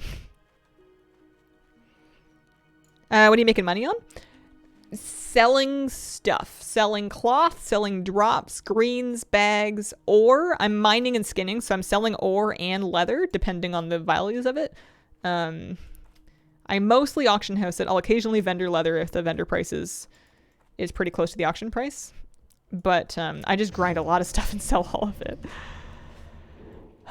I'm also not training any skills unless I really need them, class skill-wise. And then for profession skills, because I've got double gathering, I don't put as much gold into profession training because I'm not training recipes, really. I'm just training the skill levels themselves.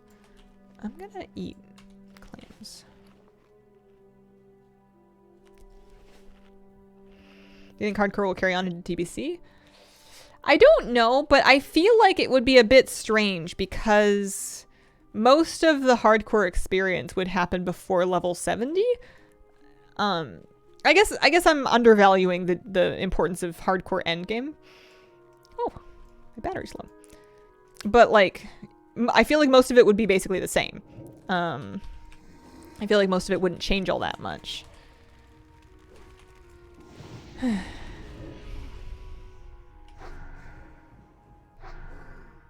Making tons of money off alchemy. Recipes that have huge profit margins than the auction is. Yeah, now that more people are buying alchemy crafted goods, maybe I should look into that. It'd be such a flex, though. There we go. There's our last Battle-Worn Axe. So we could hearth back to Lakeshire, but I kind of want to keep looking for the birds. I need like another piece of bird meat just to turn in my own goulash quest.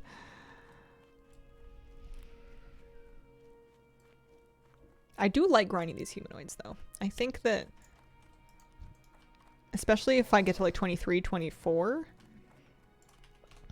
and I'm careful, this isn't a horrible grind spot. It's not bad. It's probably safer than north of the... Well, I guess I can go check it out. I think that these ones might be 21, 22 too. So that might not be a bad spot either. Plus you could probably make the road safer.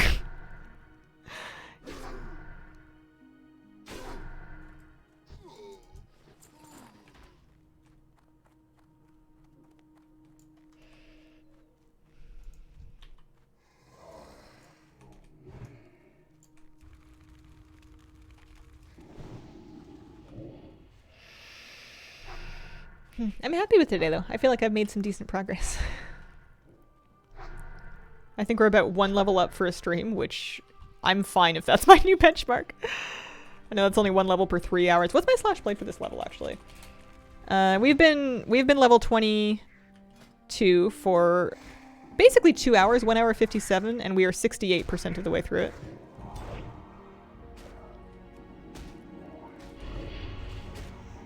Murloc's to be surprisingly okay. Might be less so if a Voidwalker stands in the middle. Earlier in the stream, I was doing okay farming some of the Murlocs underwater because I can just water breathing myself and kind of pull them back. But the island of them still kind of scared me. That was still kind of spooky. Her overall played 1 day, 5 hours.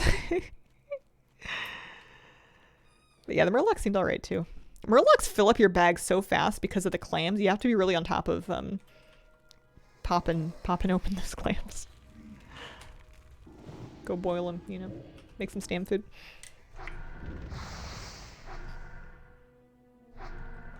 I did a clam chowder in real life recently. And by did, I mean I heated up a condensed clam chowder out of a can. But it was actually like a pretty good one. I would buy that brand again.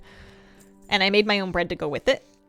And I'm pretty happy with it. It turned out pretty yummy. I did it like a garlic herb bread that tasted almost like a focaccia, but just like a little bit less oily on top.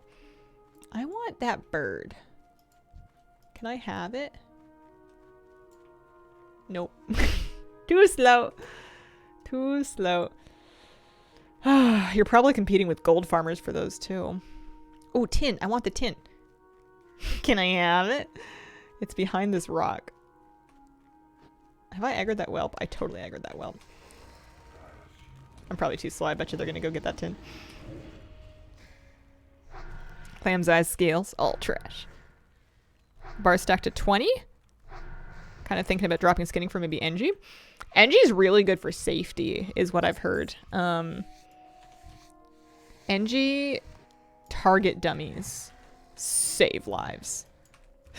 I don't know about the gold making of it, but it seems really good for survival, like because of, and then grenades also save lives. Flabby has engineering, so I hear about all the cool things that he does.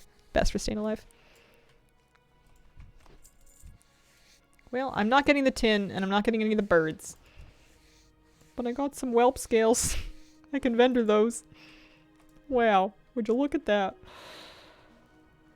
Murloc.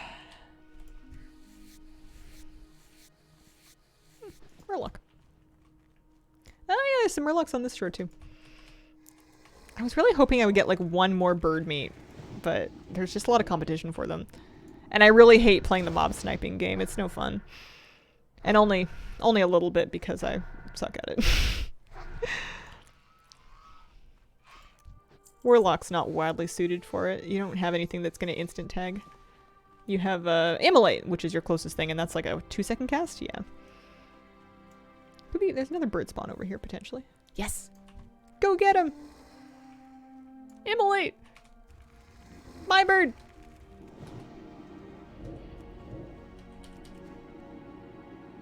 Then again, getting better leather is more gold, so who knows? I feel like skinning has been very good for my bag space because it's very easy for me to disperse all my leather. It's very easy for me to just kind of like, all right, I'm vendoring this one, I'm posting this one, bada bing, bada boom. It sells pretty easily. It gets out of my way. It's not occupying a lot of space. Whenever I'm doing a crafting profession, oh, somebody reached level 60. Congrats to Prune. Crafting professions seem to eat bag space even when I'm careful about it. It just kind of adds a lot of extra time and space. There's our last meat. Nice. What I'm really kind of curious about is what I'm going to end up doing on my 3rd hardcore character, because I want a hunter, a warlock, and a priest. I currently have the warlock and the hunter. They're both in their 20s. The Warlock is 22 currently, working on 23, and then my Hunter is 26. I have not yet made a priest, but I don't know what profession she's going to be. Hunter is herb alch. Warlock is mining, skinning for gold. I don't want to really repeat, so maybe I'll do tailoring and then... Oh, enchanting seems brutal early on, but later might be... I don't know. I think enchanting's a wash. I don't think you can really sell enchants because you have to do them person to person. I guess people can sell them. Me, as somebody who doesn't really want to talk to anybody, would have a hard time making that worth it. And you could enchant your own stuff, and that would be all right. But I think it would be kind of messy. Not as bad with tailoring. Yeah, that's true.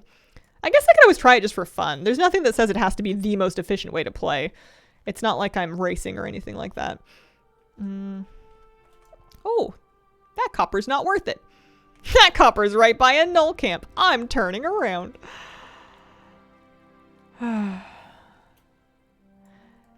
But like all that stuff you're disenchanting has a silver value as well that you're giving up on by vendoring. So it does still have a cost. All the cloth that you're using is also like really valuable. And then if you're also trying to do first aid on top of tailoring, you need like twice as much cloth. I don't know, maybe.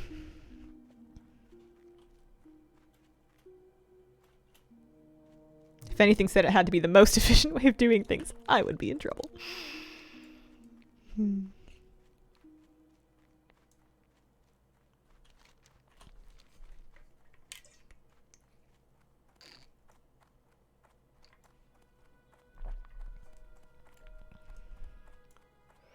Could sell the DE mats.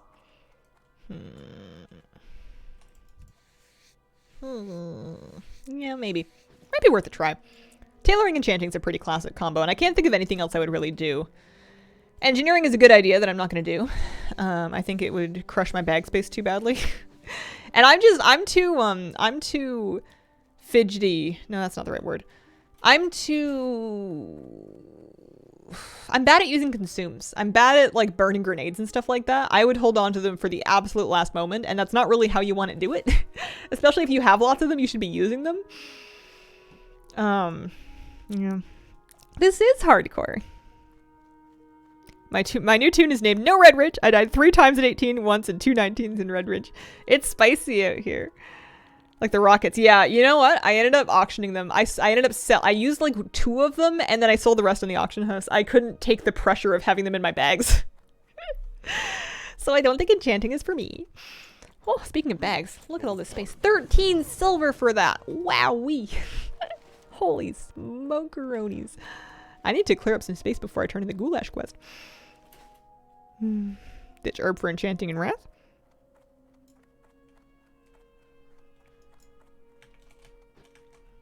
Greetings. Let's take skinning again. I don't want to do any repeats. I think skinning is a great idea. I'm just trying to like, I want to experience the different professions. Like if I'm going to play 3 different characters in hardcore, I want them to feel as different as they can while still all being things that I like playing. That is to say pet classes and or a priest. Gotta keep it fresh. Yeah.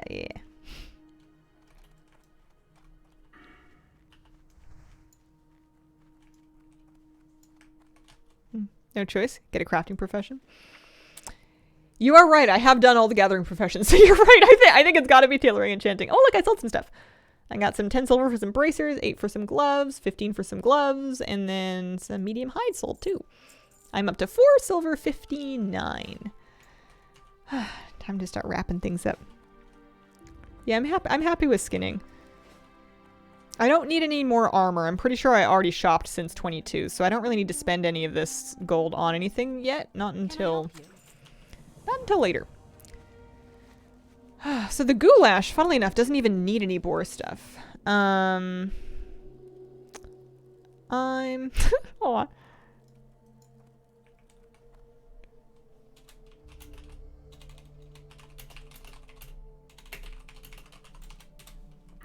That was cute. Somebody asked me to do a dungeon.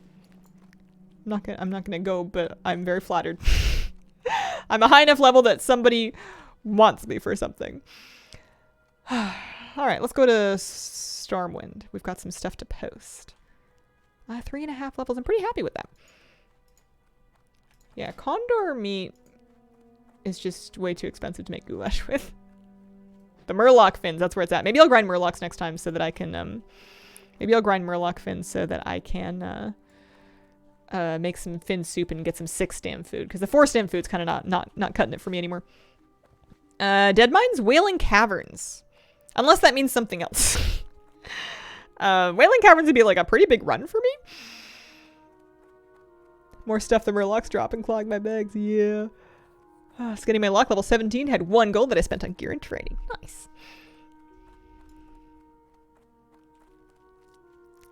Hunter skin leather working, the crafted stuff. It is good. It is good. I just ended up doing Herb Alchemy Hunter. And I figure I can buy the crafted gear. Like you can, anything that skinners make to level their profession, you can typically just buy on the auction house for a decent profit. Or not profit, but like reasonably cheap. So I've just been buying all my gear. Threshers and Wailing Caverns have killed many people. When do locks get summoned? I could train it now. I chose not to train it. I don't think I'm going to use it. I don't have any plans to do dungeons. And I don't really have any plans to like sell summons to people. And I don't have plans to have enough people around to summon other people. So I just kind of don't have it. But I could train it. It was not a Warlock that asked me, no. Somebody whispered me for Wailing Caverns too. I think they're probably just like really trying to put a group together. Yeah, you could probably earn gold with summoning. It's just not a me thing. I don't even use I don't even do work order crafting in retail because I don't want to talk in trade chat. I know it's weird for a streamer, but I don't like talking to strangers. This is different. There are summoning stones in Classic? Are there? I thought there weren't. Or do you mean like lock summons? Dropped in to say thank you for your WoW video guides. Aw, cheers, The Hobbit. Thank you very much. Strangers are scary.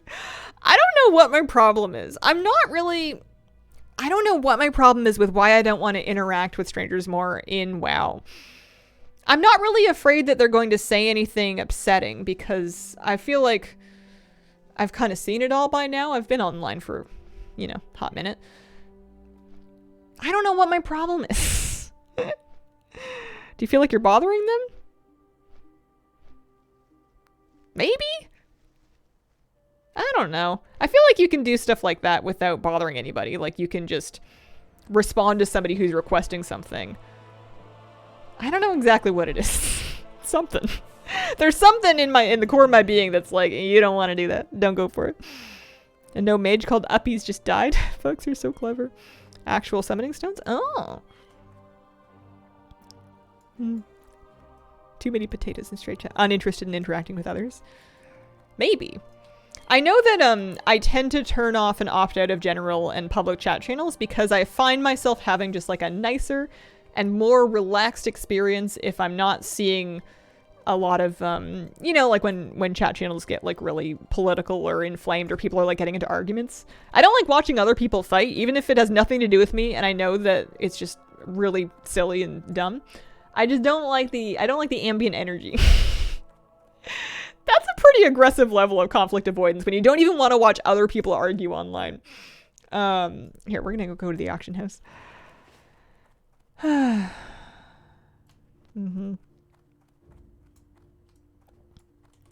Dislike it as well. Yeah. And sometimes it's funny. Sometimes I genuinely do get a kick out of the public chat and it's good, but sometimes not so much. I am going to wrap up for today. I shall pay out the promotion because we're living another day. Or not promotion. Prediction, that's the word. Yeah, you guys believe in me again. No way. Invincible. Congratulations to all of the believers. I'll be back tomorrow for another stream. One of these days I might stream retail, but I don't know when because I'm having too much fun still. So anyways, thank you for joining me. Appreciate you guys, and I hope you have a wonderful, wonderful day.